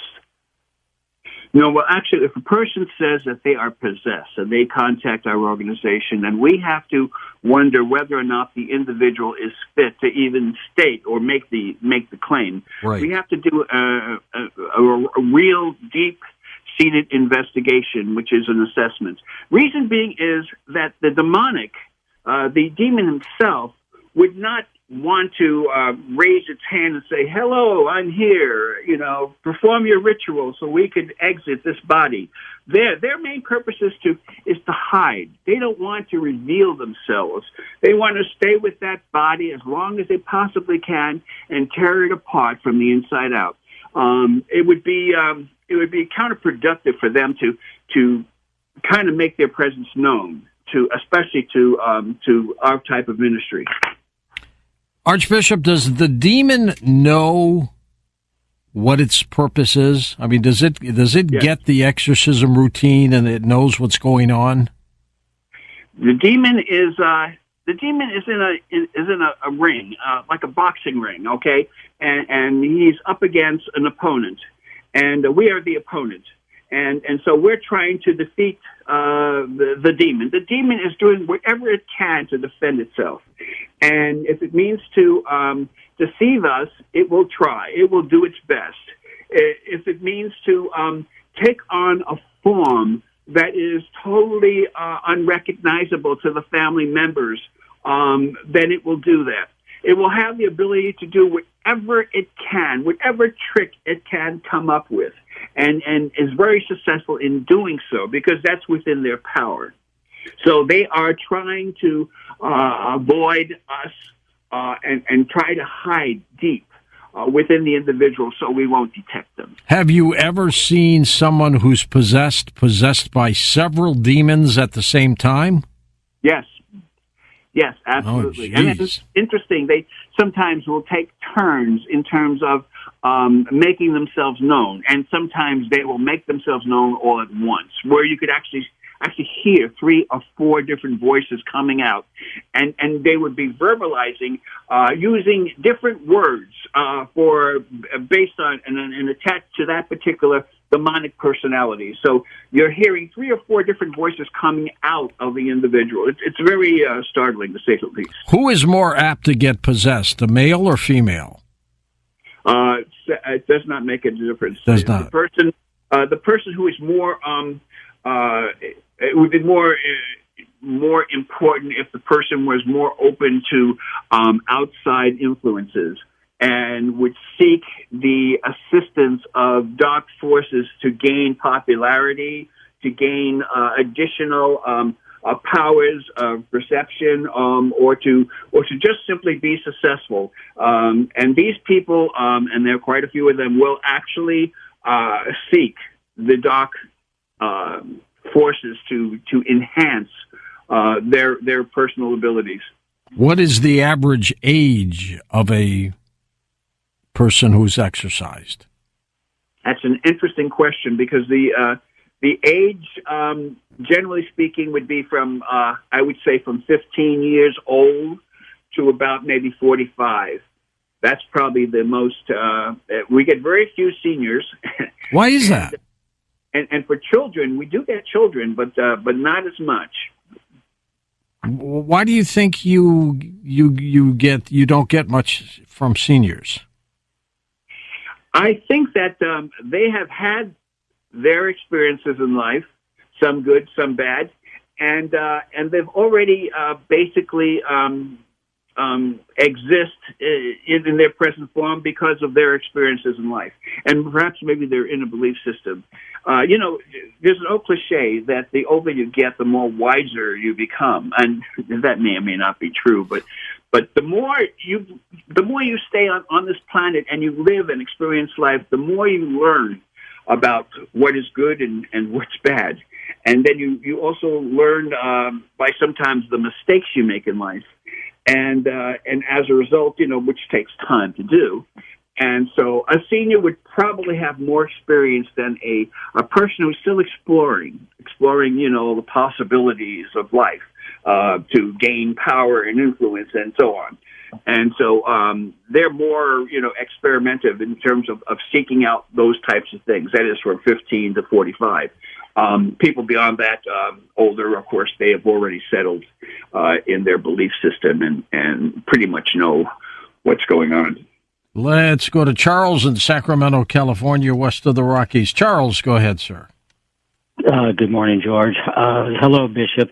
My question is, what would happen if me, were to be praying for somebody who's asleep, like, as we say, in the silence of our hearts, and as I'm conversing in my prayer, the person who's asleep in another room is answering back, like in time, and there's nobody else in the house, and this comes after like a long train of circumstances that led me to the point to where I'm not like a daily prayer, and where I'm like, oh my God, something's got to be done here.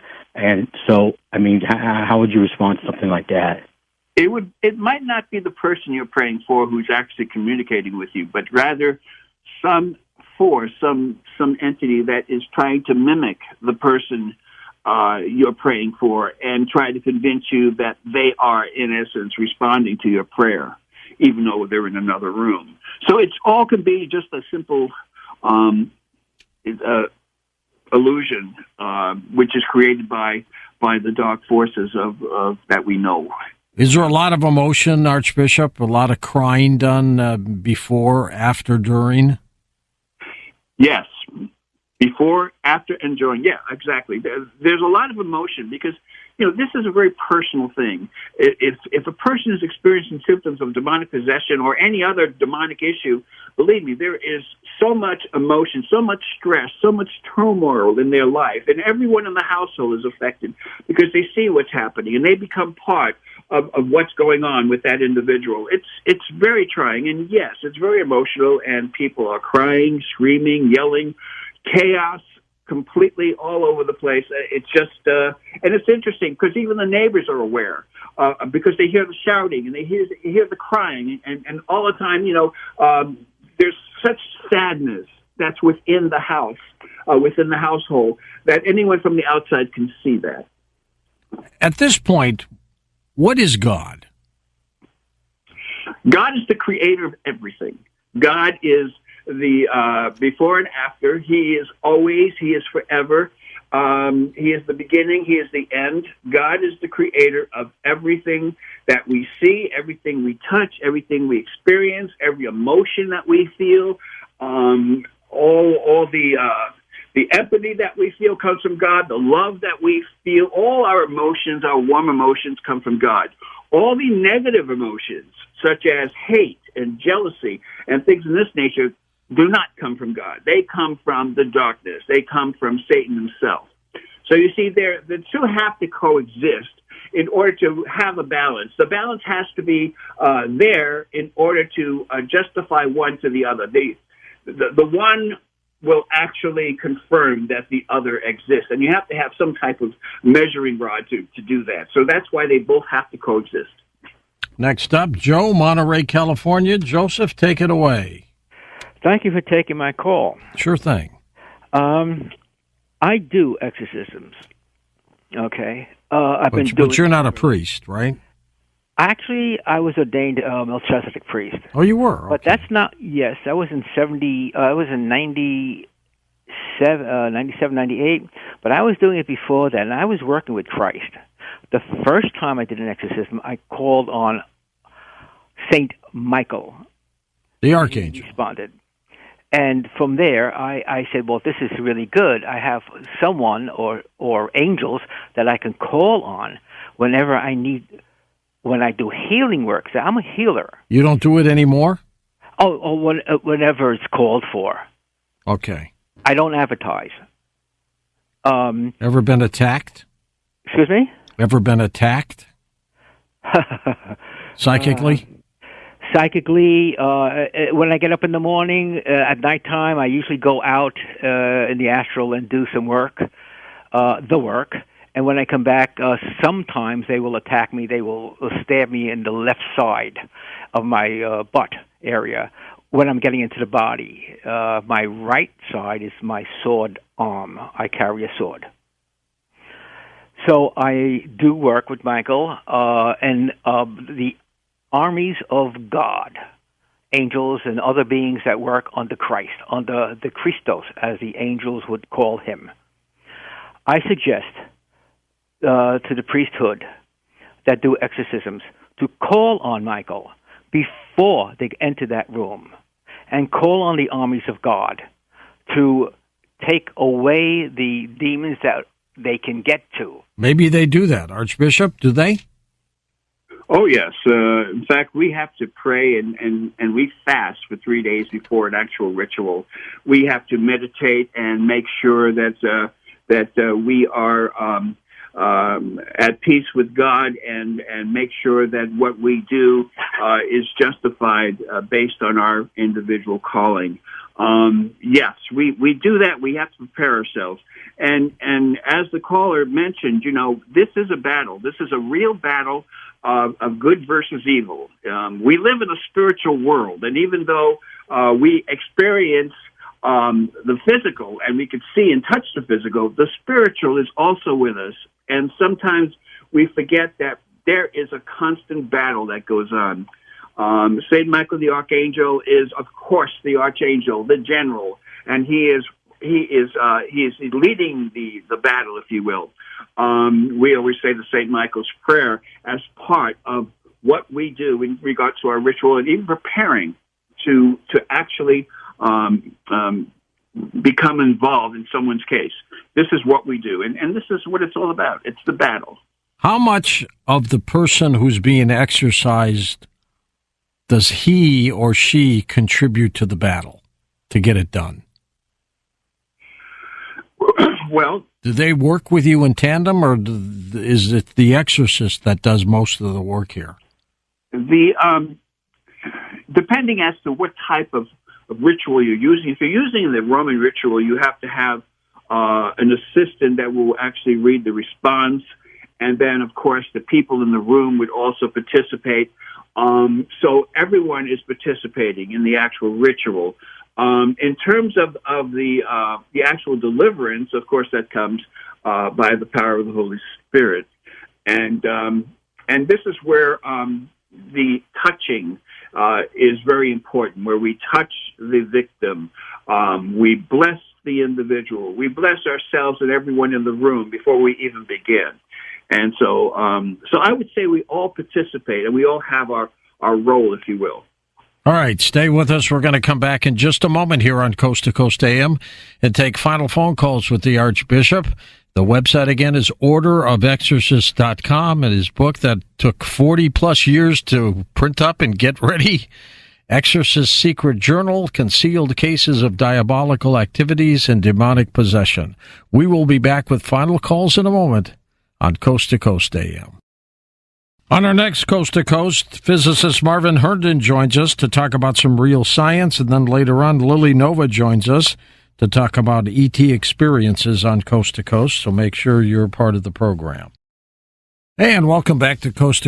George Norrie with you, our final segment with Archbishop Ron File Enright. His book, Exorcist Secret Journal, took about 40 years to put that together. Are you happy with the book, though, Ron? Actually, I am. I've been getting a lot of good positive feedback from people who have been following me for years, and I really feel pretty good about it. Good for you. Let's go to final calls. Let's go to Walter in Pennsylvania. Take it away, Walt. Hi, George. Great conversation as usual. Thank you, sir. George, I just want to say to Archbishop Ron, as you know, I was brought up as a Roman Catholic. I vividly remember and I have fond memories of many of the priests and the nuns that I've come across in my education. I was telling Tom, ironically, I'm pulling, you guys, between you and Clyde Lewis, you make me feel young. I'm pulling an all-nighter tonight, George. I was on with Clyde, and now I'm speaking to you. Good. So, yeah, George, you know where I'm coming from, George. I think that all religion is essentially myth. Science has to be our quote-unquote religion. Now, to me, science is a reality, or the nearest thing we can, realize reality. I mean, we have proof of things in science where things in religion are largely based on folklore and this and that. So, I just like to say to Archbishop Ron that from a scientific viewpoint, I think exorcism might be regarded as like a placebo effect. If you, needless to say, all our drugs have to be tested. The FDA demands that they're tested against a placebo. So, it's a well-known fact. We talked about the power of suggestion in past shows, George, and it's a powerful thing in the human psyche. We don't understand the psychosomatic connection. So, Walter, are you saying there are no demons? Well, I think this is why exorcism, quote unquote, works for some people. If some people are so brainwashed into a belief system or a religion that they believe that they're possessable naturally, it's like a placebo. All right, let's get the Archbishop's take on this. Archbishop, go ahead. Well, the first thing that comes to mind is, since we believe that there is a creator, and I identify him as God, who has created everything, including science, he has given us the ability to think, to be logical, and to even put things to the test. And it may even fall into a scientific type of scenario. But the person who created the science is the person who created the mind. And the person who created the mind is the person who created the spirit. And that person, of course, is God. Have you been to haunted houses, Archbishop? I have, actually. Why? Entertainment. Well, I still watch horror movies and things of that nature. And again, it's just sheer entertainment. What do you think of haunted houses? I'm sorry? What do you think of them? I think they're a form of entertainment. Haunted houses, true, genuine haunted houses, are totally different. There are different things that take place, such as in a demonic infestation, where physically, and people have witnessed this. I've witnessed it. Many people have witnessed the actual manifestations that can occur in an infestation, such as fluid coming down, running down walls, sometimes red, sometimes black in color, but no reason for it. As I mentioned, maggots falling from not the ceiling, but just from above, just materializing. People have witnessed this. People have witnessed demonic possession and have the scars to show after the actual ritual has been successful. There are things that are not open to the public and certain facts because let's face it, it could be too horrifying, could be too much damage to the psychic, and as a result, it's not a healthy, inducive thing. Not to mention the confidentiality and the privacy that's involved when a person is actually suffering. And so it all boils down to that. Let's go to Ruth in Maryland. Welcome to the show. Hi, Ruth. Hi, George, and thank you for taking my call. You're welcome. Hi, Archbishop Ron. And I have a question for you. I want to know about using Latin during your exorcisms because I'm Catholic. I go to a Roman Catholic church, and our pastor, we call him pastor instead of priest, he works with the exorcists sometimes, and he told us that they flee from Latin more so than any other language. So could you please comment on that? I will tell you that the demonic, Satan himself, has all knowledge of every language. And every language that has the command of being commanded to leave an individual, it could be in any language. Latin language is that has been used, of course, traditionally, but it's been used in Germany. That is the German language. It's been used in even the Greek language. The language itself is it's a construct that man has basically used to communicate with one another. The demons and spiritual entities, they have no barrier. They could understand any language. It's what's said in the language that's effective, especially when it comes to dealing with the subject matter. Archbishop, did you see the original movie, The Exorcist? A long, long time ago. What did you think of it? Was it accurate? I know it was based on a true story. True. Of a little boy, actually. Yes. And certain facts were actually placed in, and a lot of it was just sheer entertainment. But I'm going to say that that it's a good possibility that at least 30% of what you see on the screen is actually accurate and based on fact. The other 70% is just sheer for entertainment value and to catch your interest. And as you probably know, in the movie business, it's all about money. So it's true. So whatever catches your attention in terms of entertainment, they will do their creative thing in order to catch your attention and create the movie. Once a person's been exorcised and it's successful, can the demon come back again? Yes, the demon can come back again. Oh, boy. It's even worse than that. According to Scripture, Jesus said that evil spirits can come out of a person, and when that happens, the evil spirit will actually search for a place to rest. And when he finds that there is no place available, it will come back to the original spot, and it will take at least 7 other demonic entities with them. So it becomes a multiple demonic possession at that point. And of course, the scripture I'm referring to is Luke 11:24, 26. It actually says that, and that's actually a fact.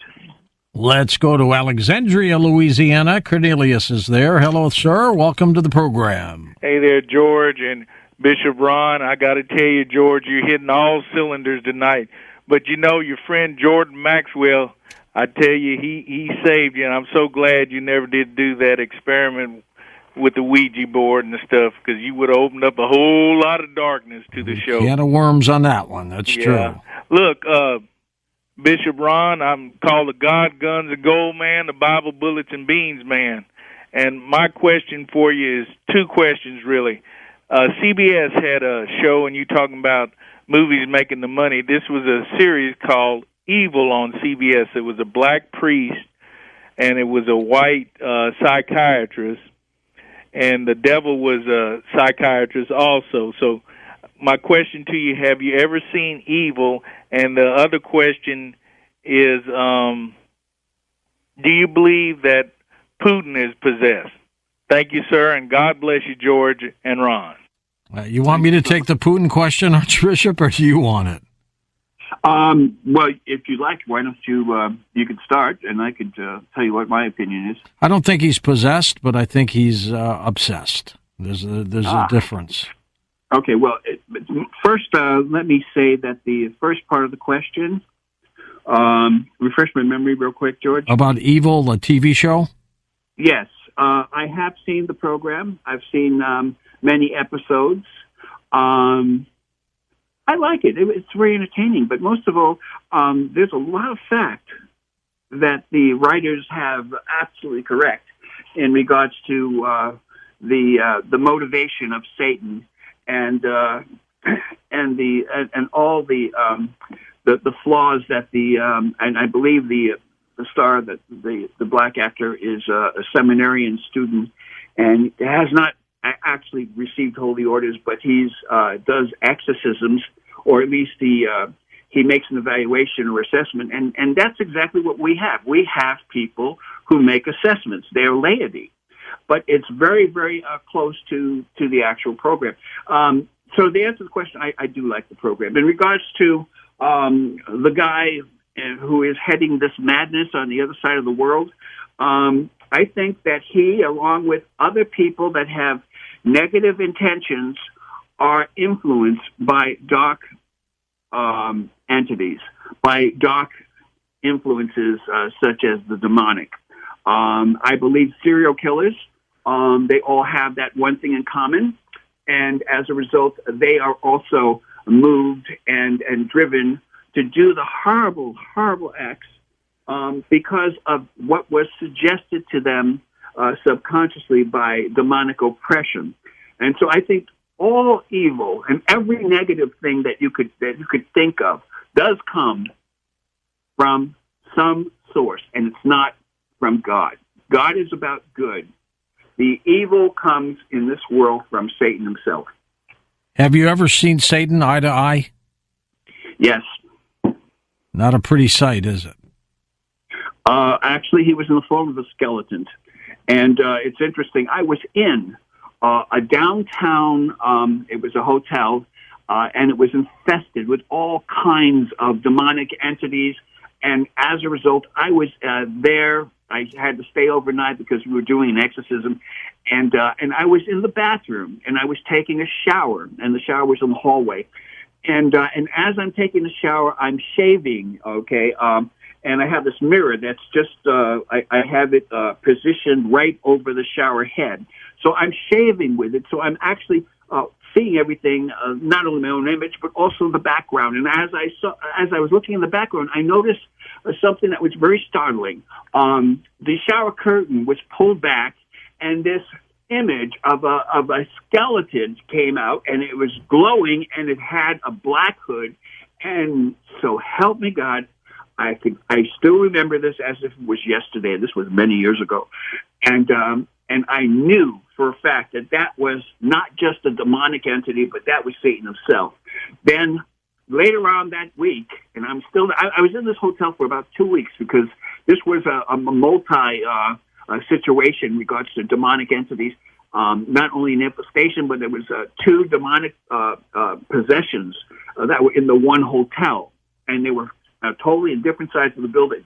So what I did basically was I stayed there for a couple of weeks, and in that time, I witnessed other things where I saw shadows. Okay, now this is kind of personal. I was in the bathroom, and it's a funny thing that these things always happen sometimes in the bathrooms, and this in a public stall. Okay, and understand these hotels are like built in the turn of the century, so the bathrooms are in the hallways. 30 seconds left, Archbishop.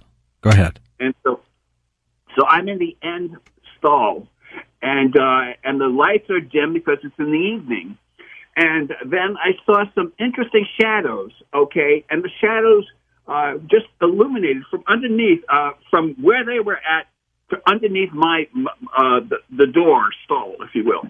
And I saw something that was absolutely incredible, and it was a line of dark entities marching directly into the wall that was on the other side of where I was viewing. Wow, get yourself out of there fast. Thank you, Archbishop. Come back again. For Dan Galante, Tom Danheiser.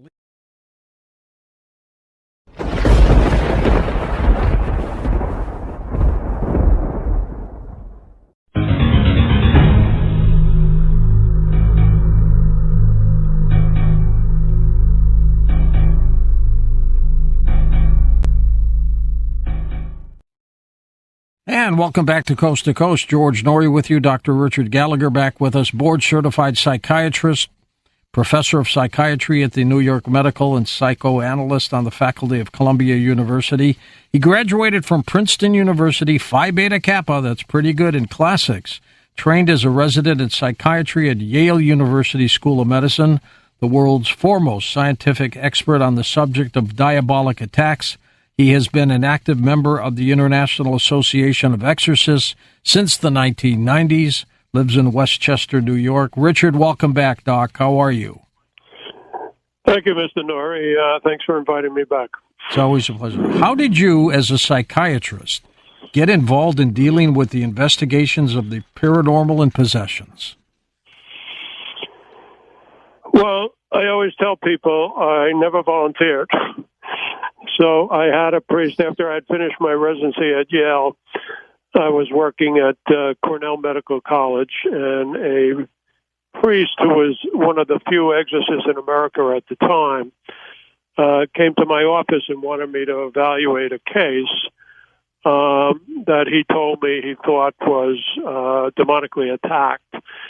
And I remember saying to him, well, Father, with all due respect, I just finished my training in psychiatry, and I'm a little skeptical of a lot of that stuff. And he said to me with a laugh, well, then you're the perfect man for the job. I got to know him very well, and he and his colleague, among the few exorcists at the time, began to show me a lot of cases, ask my opinion. I never really volunteered for anything. I was later asked to join the International Association, write articles, write a book. Even more recently, the book has been turned into a movie. So I like to feel like some of this is providential, that everything I've done, I've not volunteered for, but been asked to do. Now, were you raised Catholic? Yes, I was. Yeah, me too. And most of the exorcists on this planet are Catholics, aren't they? Well, keep in mind, Catholicism is the largest religion in the world, certainly the largest branch within Christianity. So it has also, I would say, kind of taken this subject most seriously, most rigorously. So certainly I would say the most famous exorcists have tended to be Catholics. The Protestant tradition, the Eastern Orthodox tradition, I mean, even Muslims, have people who do kind of some sort of exorcisms and deliverance prayers too.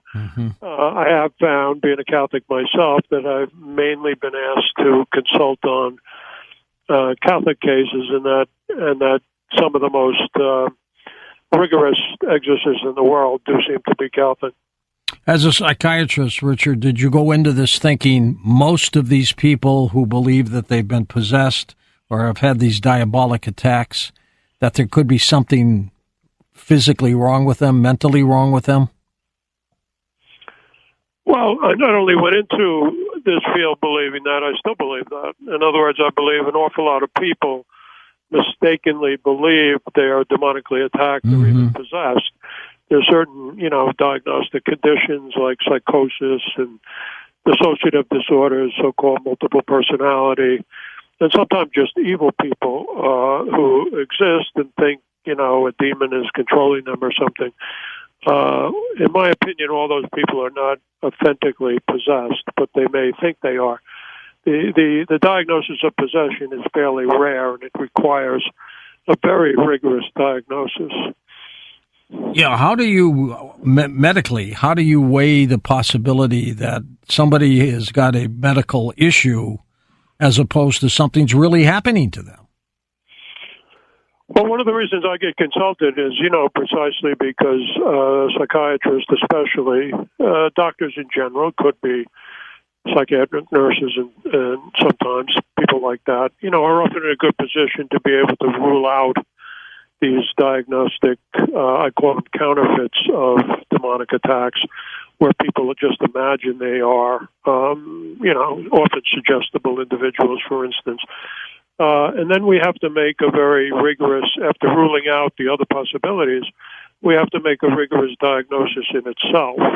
So you have to look for a total picture, never like one individual symptom or something, a total picture that suggests a genuine attack by a evil spirit. Right. And, when you get a bunch of constellation of features, in medicine we call it a syndrome, and similar to medical diagnoses, when you get the total picture that suggests presence of a foreign entity attacking someone, that only then do you make the diagnosis. Is it accurate to say, Richard, that of 10 people who might be considered possessed, one of them may be, the other 9, it's just in their brains, in their minds? Yeah, it's hard to, it may be something like that. It's hard to put an exact figure on it. It depends on, where you're getting the referrals. In other words, a lot of the individuals I see have already, been evaluated by, say, a priest, and, the priest is sensible enough, sometimes quite competent themselves to make a diagnosis. So I'm seeing people who are already screened. So I wind up seeing a lot of authentic cases, even at the get-go. It's not like of the patients I've seen thousands and thousands of patients in the course of my normal psychiatric work over the years. It's not like somebody just walks in the door and all of a sudden I surprise them by telling them, by the way, sir, you're possessed. It's mostly people who have sought me out, maybe suspecting themselves that they have a possession, like an intelligent person who recognizes that, or just as often a clergy person who sends me someone that is already suspected of being, demonically attacked. What do your colleagues in the medical field think of your work due to this? Well, I'm certainly not the only doctor or psychiatrist in the world who has done this. Right. I mean, I may be the most outspoken. I probably have seen more, according to my former chairman, than any other physician in the world. Maybe than any other physician in history with the Zoom and the internet and all that, So I've been in a modern advantage point of being able to, see these people even electronically. A lot of people in the mental health field are skeptical, and it's sort of understandable because most of us see so many say, psychotic patients who think, a demon is speaking to them through hallucinations, or they see a very suggestible or delusional person who believes mistakenly that they're attacked. So they begin to generalize and think that all of these cases, which most of which are rare enough that they've never seen themselves, are just, another type of mental disorder. Some people say to me, well, Dr. Gallagher, how do you feel about being out of the mainstream? And there's some truth to that in terms of my professional life. In terms of, world history, people around the world, even people in the United States, one has to keep in mind that, most people in history and even in the United States today do believe in evil spirits. So when somebody talks to me about being out of the mainstream, I said, well, what mainstream are you talking about? I said, if you're talking about world history, I'm very much in the mainstream. How do you ascertain the difference between someone who is definitely possessed and somebody who's not? What's the criteria you use? Well, it's a combination of things. As I mentioned, it's sort of the totality. There is a kind of syndrome, and you have to see a very clear evidence of a foreign entity influencing, taking over, controlling the person. So what are the kinds of things we're talking about? We're talking about often paranormal, or what the spiritual writers have traditionally called preternatural symptoms.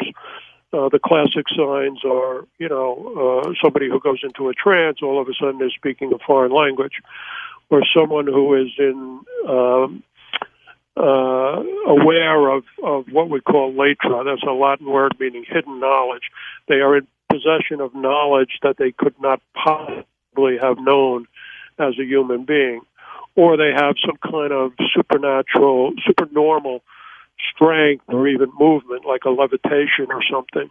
Obviously, when you get that, when somebody, is speaking perfect Latin or levitating, you have to realize that this is not mental illness. This is a foreign entity. And that foreign entity is usually attacking the person in some very distressing way. I mean, why did I get involved in this field? Even though I didn't volunteer, I'm there to try to help suffering people. That's why I went to medical school. And this entity also is very, a little bit scared, but certainly hating sacred things. So when you see this constellation of features, it's never one feature alone. Then you can be pretty sure that you're dealing with, say, something like a possession, which is the most serious form of demonic attack, although not the only type of demonic attack. Dr. Gallagher, have you come up with your own rationale about why this is happening? Well, there usually is a reason. I mean, there is a diversity of reasons why someone can get possessed, and somebody does not. Yeah. Well, most people are of no danger of being possessed. Right. The people who get possessed are people who, admittedly, sometimes unwittingly, have sort of invited it in some way. These are people who have turned to something very dark, often occultism. I mean, classic example is turning to Satanism or something. A woman I write about in the book, Demonic Foes. But also, if a person also, especially simultaneously, talks to dark behavior, real evil, they're opening themselves up to a whole realm. Hold on, Richard. We're at a break. We'll come back and pick it up right there on Coast to Coast AM. And welcome back to Coast. George Norrie with you, along with Dr. Richard Gallagher. Richard, we were talking about the rationale of deciding if somebody's truly possessed or not. And as a psychiatrist, it's got to be even challenging for you. Well, I do think if you take a careful history, and sometimes, of course, I've done other medical tests, lab tests, or x-rays or something, after a while, with enough experience, that includes, that of a good exorcist, a sensible, sober guy, you can pretty much always figure it out. It's not an unknown. we were talking before the break about, how it happens. Yeah. And I mentioned that on some level, with a very serious possession, people in some ways have invited it in through opening, susceptibility, you might say. But it's rare enough that your average person is not going to have to be afraid of that. But, it's a complicated subject. And, of course, that's a big part of why I wrote my book. The whole book is about how to, discern a true case from a false case. Tell us the case of Julia. This is fascinating. Julia was a remarkable case. I mean, that's a pseudonym, and she's sort of become even famous on the Internet. She was a woman, a relatively young woman, who came to me not because the two exorcists involved, these prominent exorcists I mentioned earlier, not because they were confused about her being possessed. They knew she was possessed. In fact, they had already started a series of exorcisms on her. But she was quite ambivalent because she was a member of a satanic cult. Now, at that time, there was a lot of panic and exaggeration about Satanists. There still are, a lot of people who exaggerate the ubiquity of Satanists all around the place. Satanists are relatively rare, possessions are relatively rare, but Julia was the real deal. And the exorcists themselves described it to me as a once-in-a-century case because she had, in addition to an unequivocal possession, she had a lot of psychic powers, which, she was very, very clear about she didn't have on her own. She was not a gifted person. She says, I have these powers because of Satan. So it was a truly remarkable case. And is she still with us? Well, she told me she would never lie to me. I mean, she wanted the exorcism, so she was, sort of committed to telling me the truth.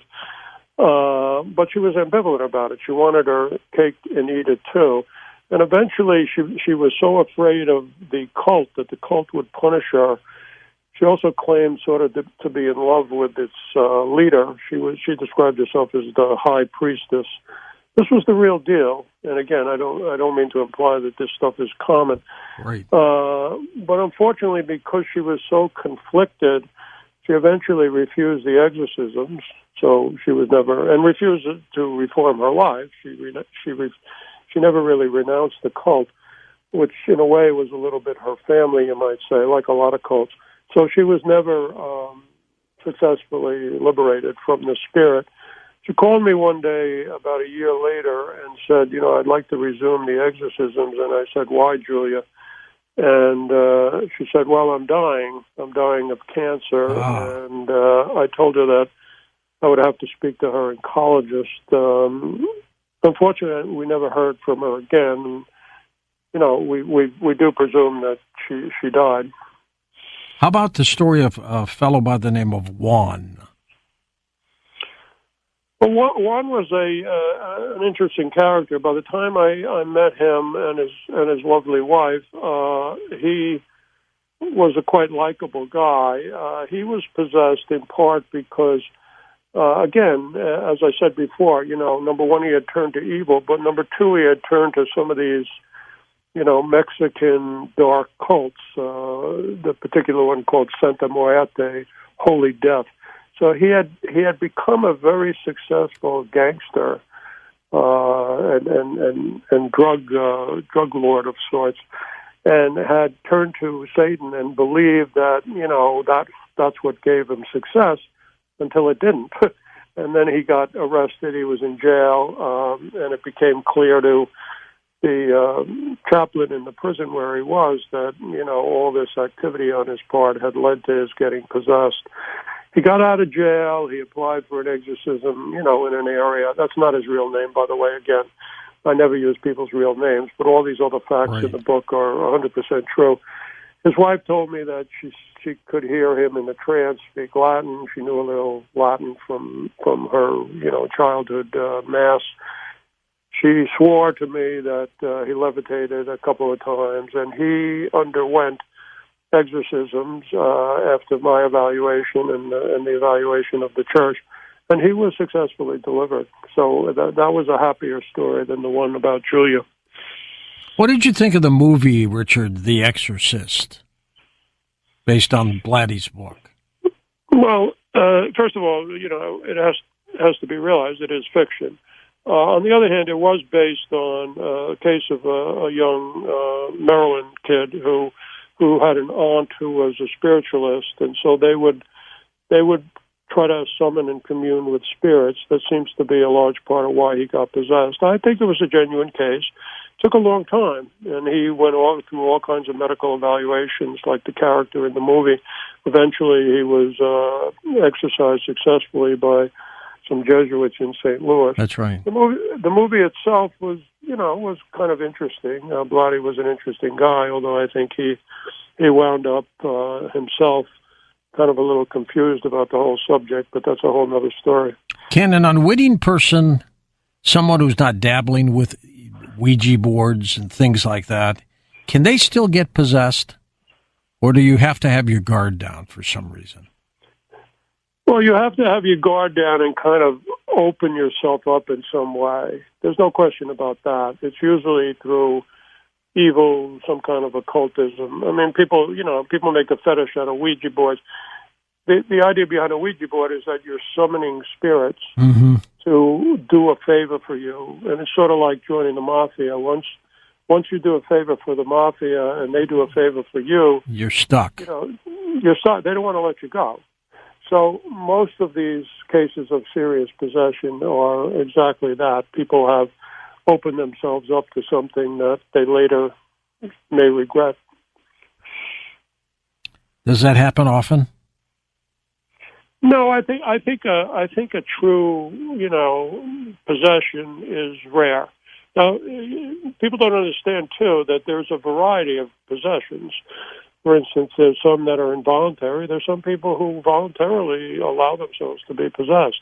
There are some people who have what we call partial possessions. There are some people who have temporary possessions. I write in the book about some of this MS-13 people who summon spirits. The spirit seems to possess them for a temporary period. They give them the name of snitches and stuff like that, although evil spirits characteristically lie as well. So, you can't really rely on them. On the other hand, that seems to be a sort of temporary possession. So there is a wide variety of types of possessions too. The ones we usually deal with are these long-standing involuntary possessions where the person doesn't want to be possessed anymore. That's not the case with everybody. Some people will allow it, which is tragic in its own way, of course. If one constantly is asking Satan, for example, to let themselves in, what are the odds of something happening? I mean, who really knows? Because, first of all, it's God doesn't cause evil, but it's God who's allowing evil in some ways, because he gives evil spirits freedom just as he gives human freedom. So some people can become Hitler. So, probably the odds of someone, sort of dabbling in Satanism and getting possessed are relatively low. But if you're very, very serious about it, as Julia, for instance, was, or as some people who are just turning to very serious involvement in darker type of, pagan or occult beliefs, it can happen to them. I don't think anybody could really put a percentage on it. Tell us about the case of the woman who kind of blocked off religion and prayer. What happened to her? Now, again, you tell me who you're referring to in the book. She blocked out any auditory mention of religion or prayer? Oh, actually, she didn't do that herself. That was done to her. You're talking about a woman I call Catherine, okay, who was the possessed housewife, I call her. She had done some nefarious things when she was young. She had done some satanic rituals, probably involving aborted fetuses. So even that stuff sounds very grisly, and I think it's fairly rare. It does happen.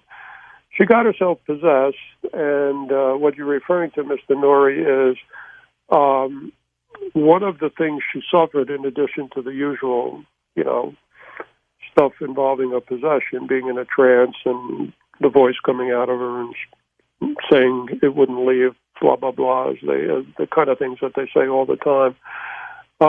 She also had a striking, again, preternatural, call it paranormal, what you will, thing that happened to her, which is that she could not hear things of a sacred or religious nature, which actually was an attempt to keep her isolated. So, for instance, if you said to Catherine, and I and a psychiatric colleague both did this, if you said to her, Catherine, did you go to the store this morning?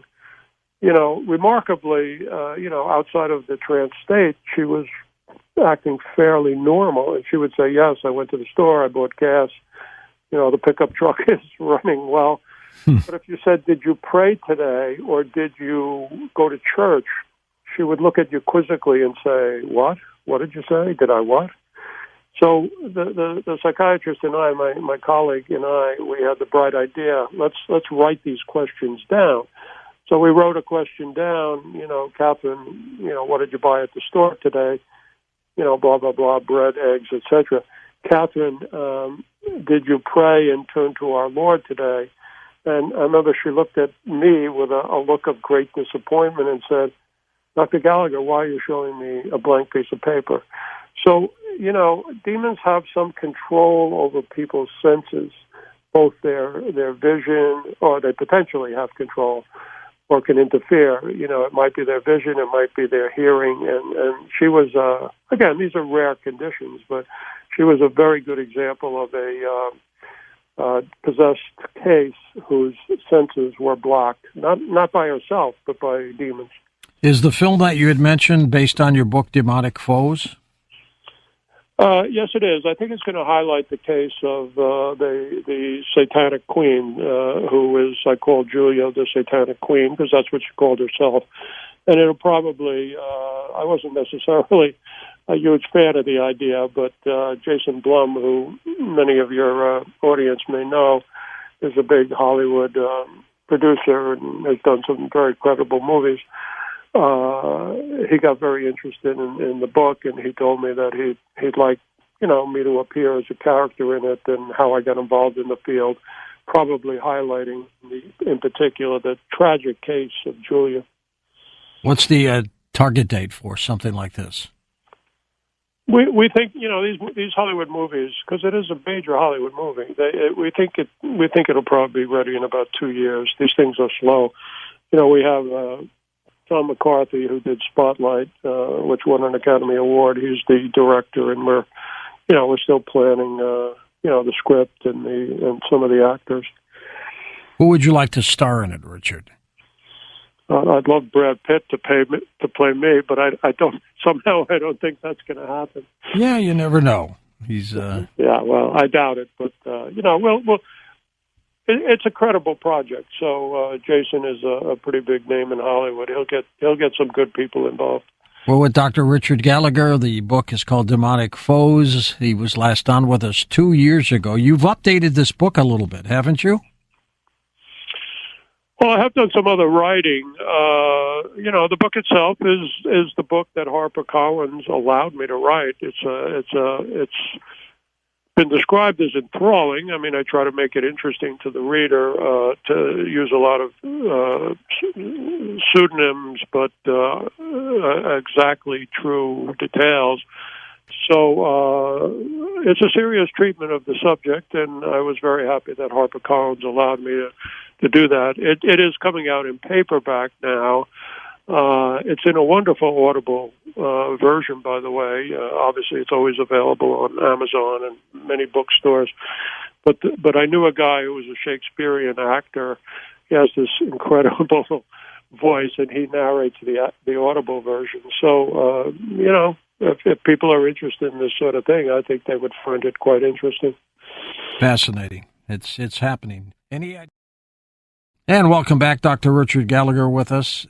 Richard, when you went into psychiatry, did you have any idea that you'd be close to doing what you're doing today? Really, no. I mean, I was very surprised when this priest came to my door. As I told you, Mr. Nuri, I never volunteered for this thing, so Right. it just sort of happened to me. I like to think maybe it was providential, but I was just trying to help people too. What do you think of exorcisms, and why do they seem to work in some cases? Well, they work in some cases because the prayers of the church are powerful. I mean, ultimately, it's a prayer. I've attended many exorcisms. I'm obviously not an exorcist, even though I belong to the International Association. They work because the prayers of people work and the prayers of the church work. Any good exorcist will tell you it's not he himself, by the way, who's delivering people. It's our Lord. And, that has to be kept in mind. So there's no magic mumbo-jumbo prayer that's going to, in a Hollywood way, going to just solve the problem magically. But in addition, the most important thing that Hollywood gets wrong about exorcisms and all this is that the person has to work at it.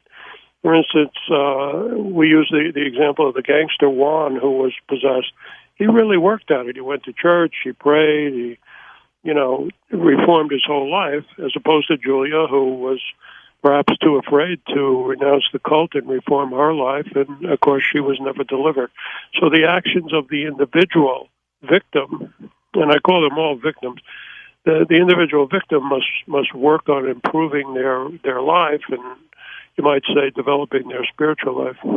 Let's take some calls for you. This hour is going to fly by. Let's start with our first-time caller, Rick in Ohio. Welcome to the show. Hi, Rick. Yes. Good to have you with us. Go ahead. Yes. Well, I grew up in a really strong religion, really strong religion background, and we believed, you can bring demons home with you, you can do this and that. But I've had several different apartments, and I found, like with this last one, I've had a black mold issue, and that caused a chemical imbalance with the brain and all that, where you had hallucinations and you actually believed you were possessed, when actually it was just a toxic building. Well, in some cases, I think that's probably true. You have that possibility, Richard. You can't rule all of it out, right? No, of course. That's precisely why you need experts.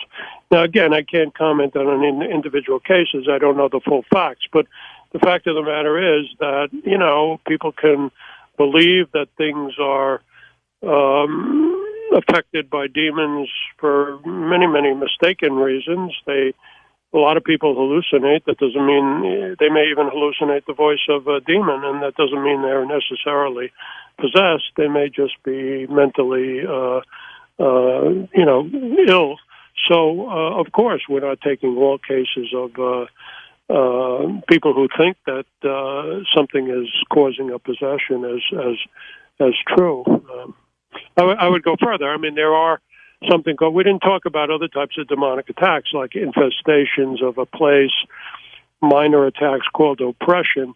And this is, again, why you need, some expertise. You don't go around saying everything that happens in a house, any kind of strange noise is an evil spirit, obviously. And what is the difference between demonic oppression and demonic possession?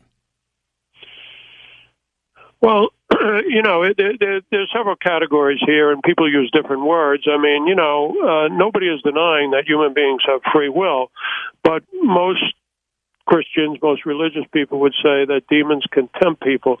But in between tempting somebody and being fully controlled by a spirit for a while, there are these intermediate conditions where, demons attack people, sometimes very decent people, as the example of Maria in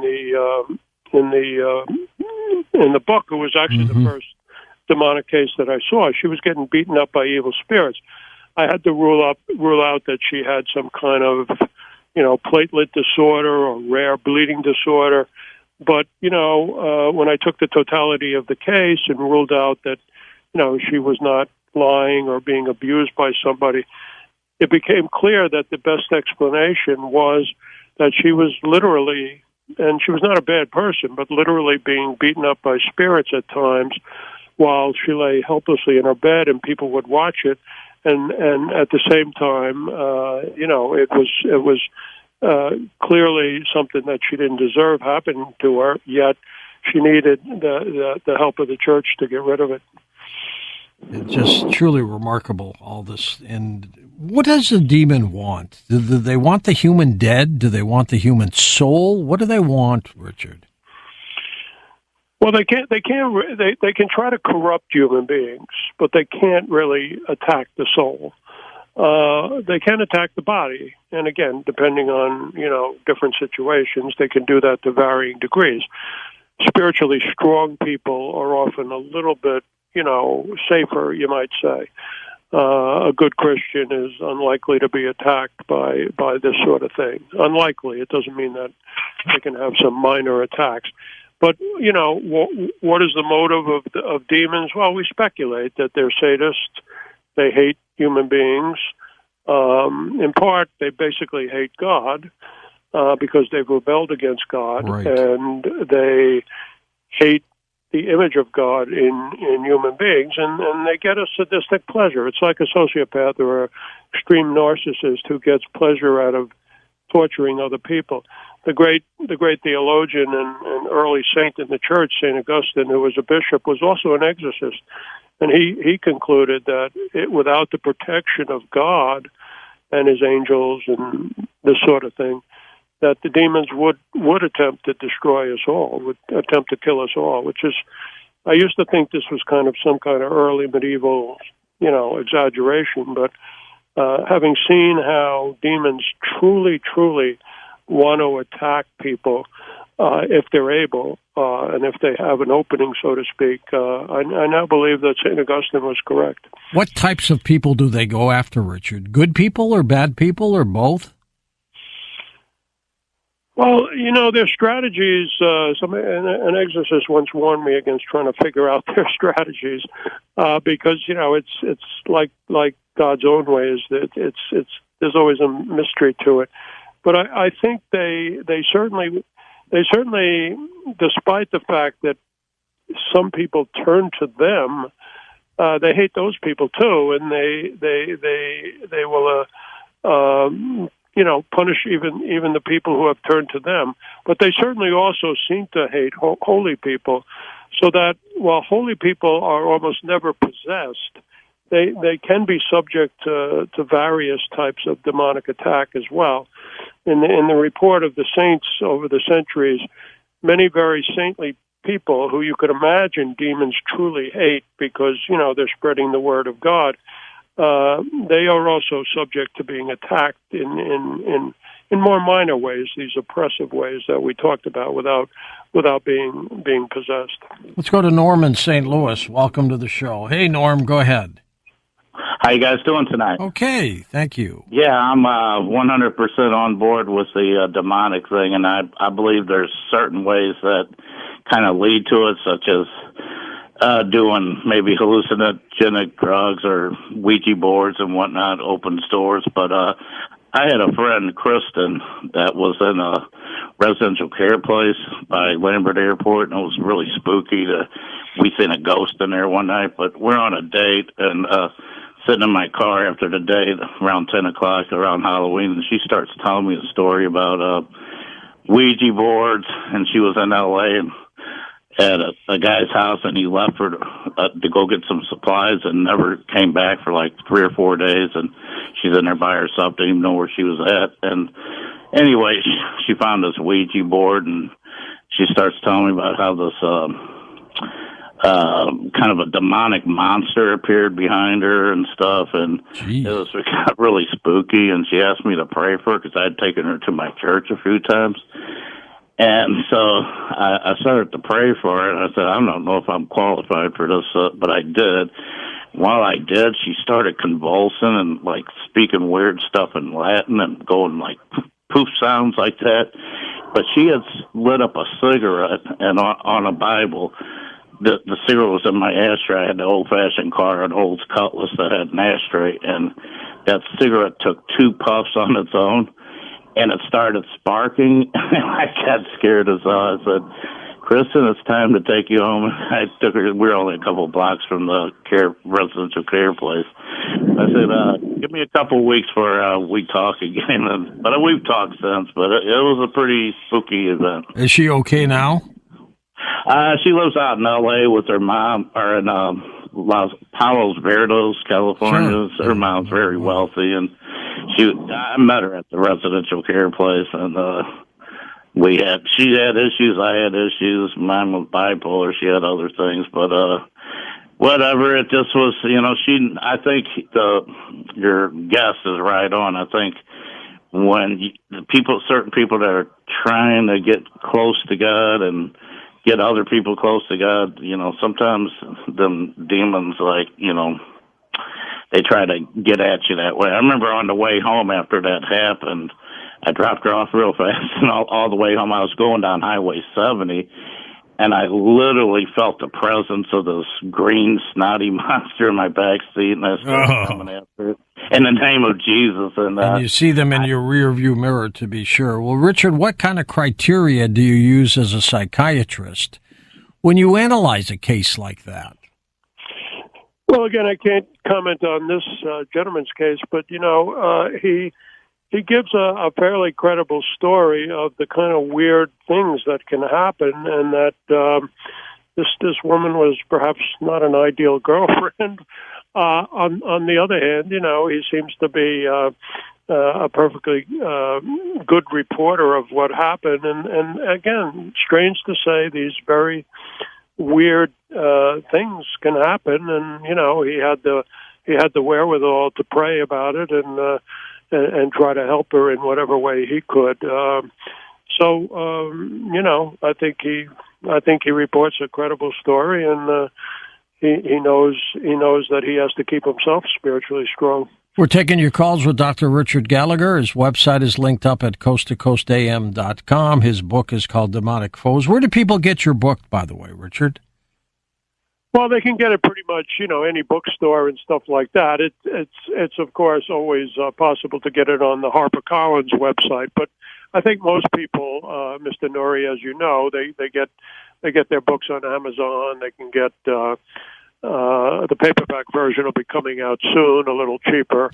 I mean, I'm not a very materialistic person, so I'm not really pushing the book so much as for those people who are interested in it. I think they'll find it absorbing, and they can easily get a Kindle or Audible version on Amazon as well. Let's go to Tyler in Aurora, Colorado, west of the Rockies. Tyler, thank you for calling. Go ahead. George, it's an absolute honor to be on the show. I'm a 5-time caller in. I'll keep my time around 90 seconds for the respect of the other callers. Oh, sure. Okay, great. I have one statement and one question. Okay. I'm bipolar, and I have a long history of going through mental health facilities, inpatient treatment centers, the state mental hospital, stuff like that. And throughout my journey getting treatment over the years, I have a long history of the use of 4-point restraints. And I'm an activist for the proper use of 4-point restraints. I believe it's a serious issue in the world of psychiatric and involuntary psychiatric care. When 4-point restraints are misused, it causes abuse and sometimes even torture. And I was wondering, does Dr. Gallagher use restraints on his patients when he's treating them? And if he does, what is his procedures when he administers them? All right. I don't think he does, but go ahead, Richard.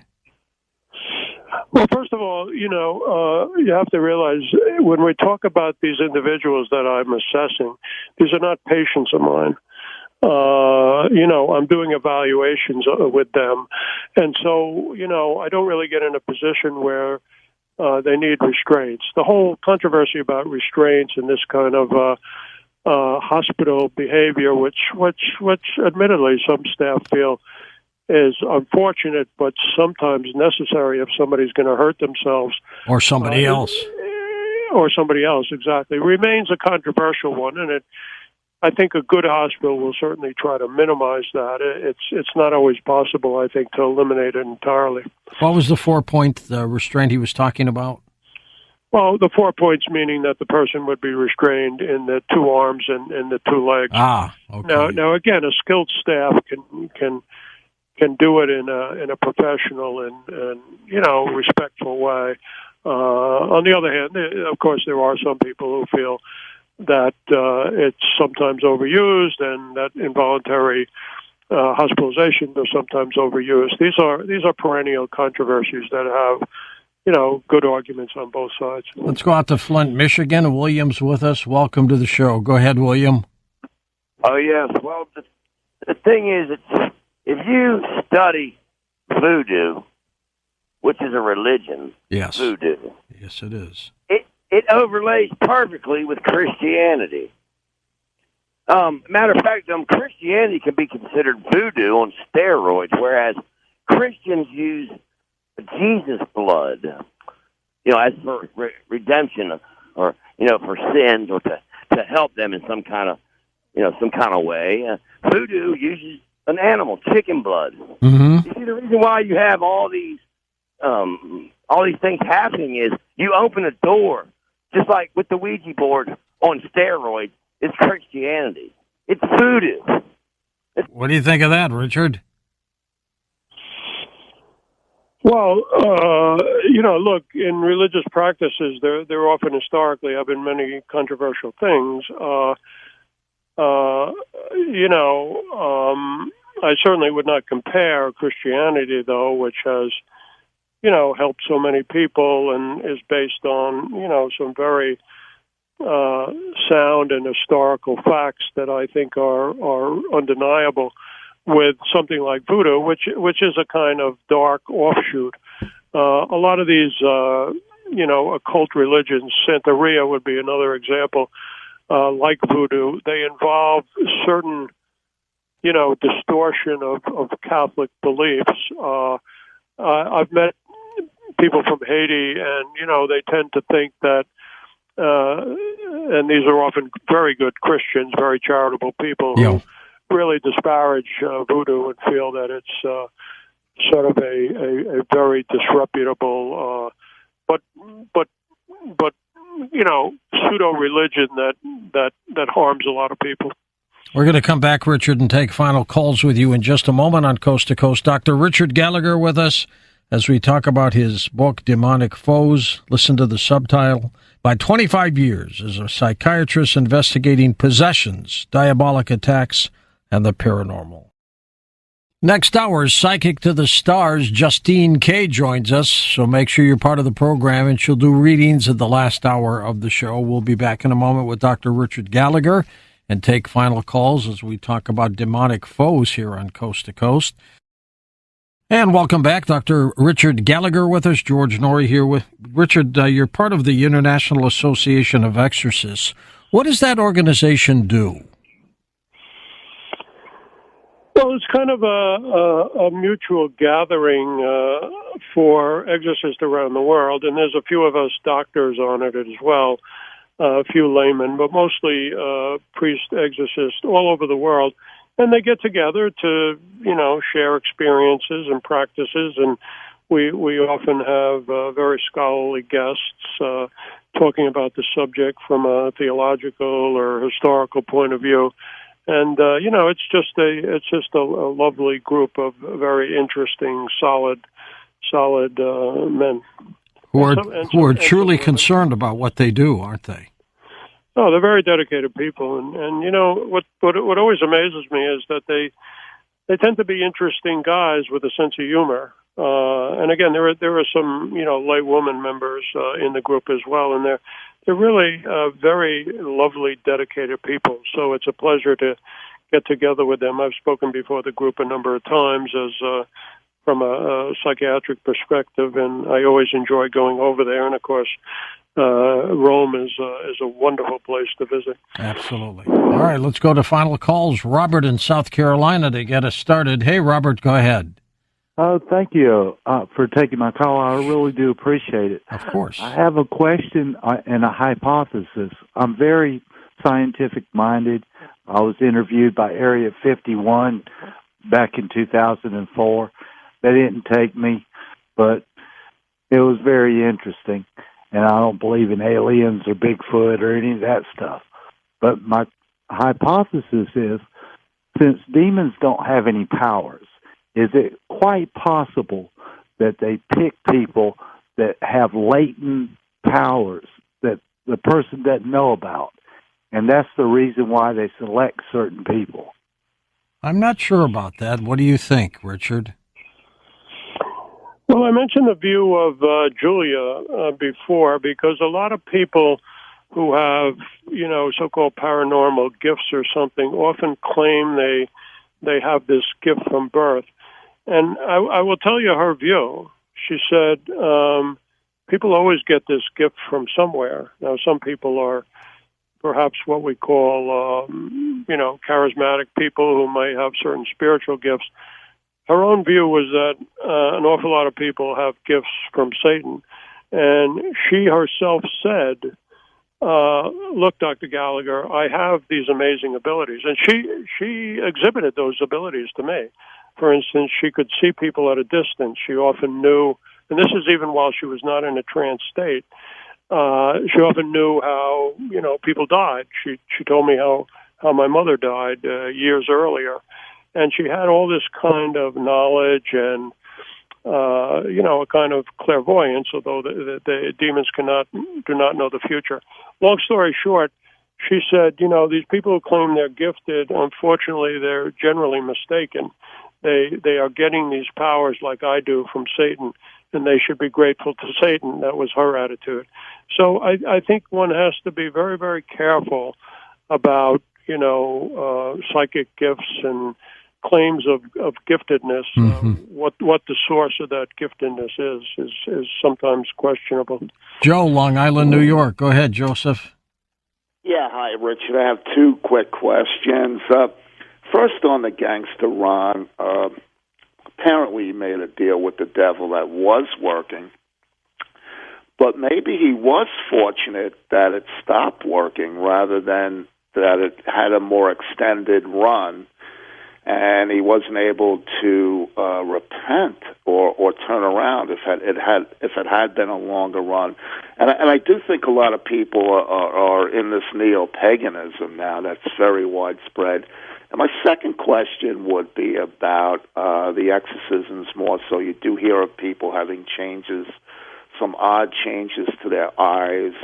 I've heard of one where the room during the exorcism went into icicles and it was, warm at room temperature.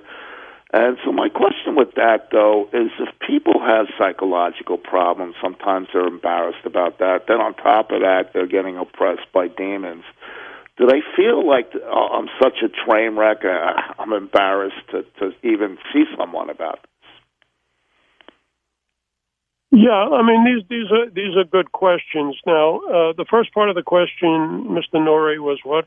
Was based on Juan and Joe. You never asked that question, but yeah. Let me comment on Juan. I agree 100% with the caller that in effect, and this is sometimes why God allows tragedies. This man had turned to a type of Satanism and occultism, and absolutely felt that he was being given favors by dark forces to become a very successful gangster and drug lord. In other words, he started out as a very poor sort of man whose parents had immigrated to this country, and he was very thrilled that he had become so successful, had all the girls and all the cars he wanted. When he was in fact convicted and sent to prison and his life kind of collapsed, that's when it became evident that he was possessed. It was a kind of grace. He himself said he was fortunate that happened, because otherwise he would have been sort of immersed in this dark world perhaps the rest of his life. So the caller is exactly right about that. And then the second question, you want to summarize, Mr. Norrie? Go ahead, Joe. Yeah, my question would be, sometimes people can guard themselves, the miraculous metal, things like that, but don't people see if they weren't able to guard themselves against demonic impression or psychological problems that seem like a failure to themselves, and and may be embarrassed and not just want to see someone like Well, I'm sure a lot of people don't come forward, Richard, to tell you what's going on with them, do they? Well, it's interesting because a lot of people will not talk to a doctor about this stuff precisely because they think the doctor is going to say they're crazy. But, and again, I'm hardly the only psychiatrist who thinks like I do. There are other good, spiritually sensitive psychiatrists, you might say, who they finally unwind to. And, I've had literally hundreds of people say to me, I've never told anybody this before, but doctor, you seem open-minded. In terms of some of the very weird phenomena that your caller mentioned, that stuff happens. Again, some people can exaggerate, it can be superstitious. But for instance, during Julia's exorcisms, which admittedly I didn't attend, I was kind of a busy family man at the time, and, 8 salt-of-the-earth people told me there were all kinds of weird phenomena. The room went cold, the room went hot, and, I remember the chief exorcist actually said to me, Rich, I'm telling you, it was like we were in the heat of darkest Africa. So, I got a million stories. Some of them I tell in the book, but yes, extremely weird things, including with people's eyes, happen a lot in these cases. Now, again, these cases are rare, but when you get a real case, very odd things happen. Have you been in a situation, Richard, where you were scared about the situation you were in? I'm a pretty unflappable guy, and by this point, I've seen so much that it's hard to get scared. I trust in our Lord and some protection. I have a lot of people who pray for my protection, and I'm going to ask your audience shamelessly to keep me in their prayers because, we can all use the prayers of other people. I will tell you one incident that it's the only time in my life where literally the hairs on the back of my neck went up. You read about that, but, it's the one time in my life that has actually happened. When I was on the telephone call with the exorcist, who was one of the 2 exorcists working with Julia, we know where Julia was at the time because she didn't live in our area. She lived about 1,000 miles away, and so we know she not only was not in on the telephone conversation, but was 1,000 miles away. Now, I had heard her go into a trance state, and this demonic voice, using her vocal cords but sounding very different, came out of her. At one point, when we were driving in a car, it said to the priest, "You monkey, you effing monkey priest," which is, I think, a good indication of how they feel about us. To them, we're just, pets and animals and dumb beasts. But I'm talking on the phone, just myself and this priest, about when the exorcism, which I couldn't attend, was going to happen. And that same voice, with Julia being 1,000 miles away, came in over the phone. So, in other words, what I'm saying is the voice of the evil spirit broke into the phone line and said, "We told you to leave her alone, you effing priest." And, I wanted to make sure that I was hearing it correctly. So I said to the priest, did you just hear that? And he said, in his even more unflappable way than myself, he said, "Yeah, this happens all the time with these incredibly flamboyant cases." Next up, let's go to Walt in Pennsylvania. Walter, go ahead. George, with all due respect to Dr. Gallagher, he's obviously, as I was, George, he's obviously a very devout Catholic, and consequently, he undoubtedly is very adherent to the Bible. Now, George, as I've said on the show, evolution is the most proven, it's the most basic tenet of science, George. We are the naked ape, George. Now, with all due respect to the doctor, I think that the demon possessions might be termed schizophrenic or paranoid hypochondria. I think that exorcisms or miraculous cures might be termed, from a modern standpoint of science, the placebo effect. So you're saying it's just mental, Walt? Is that it? Yes, George.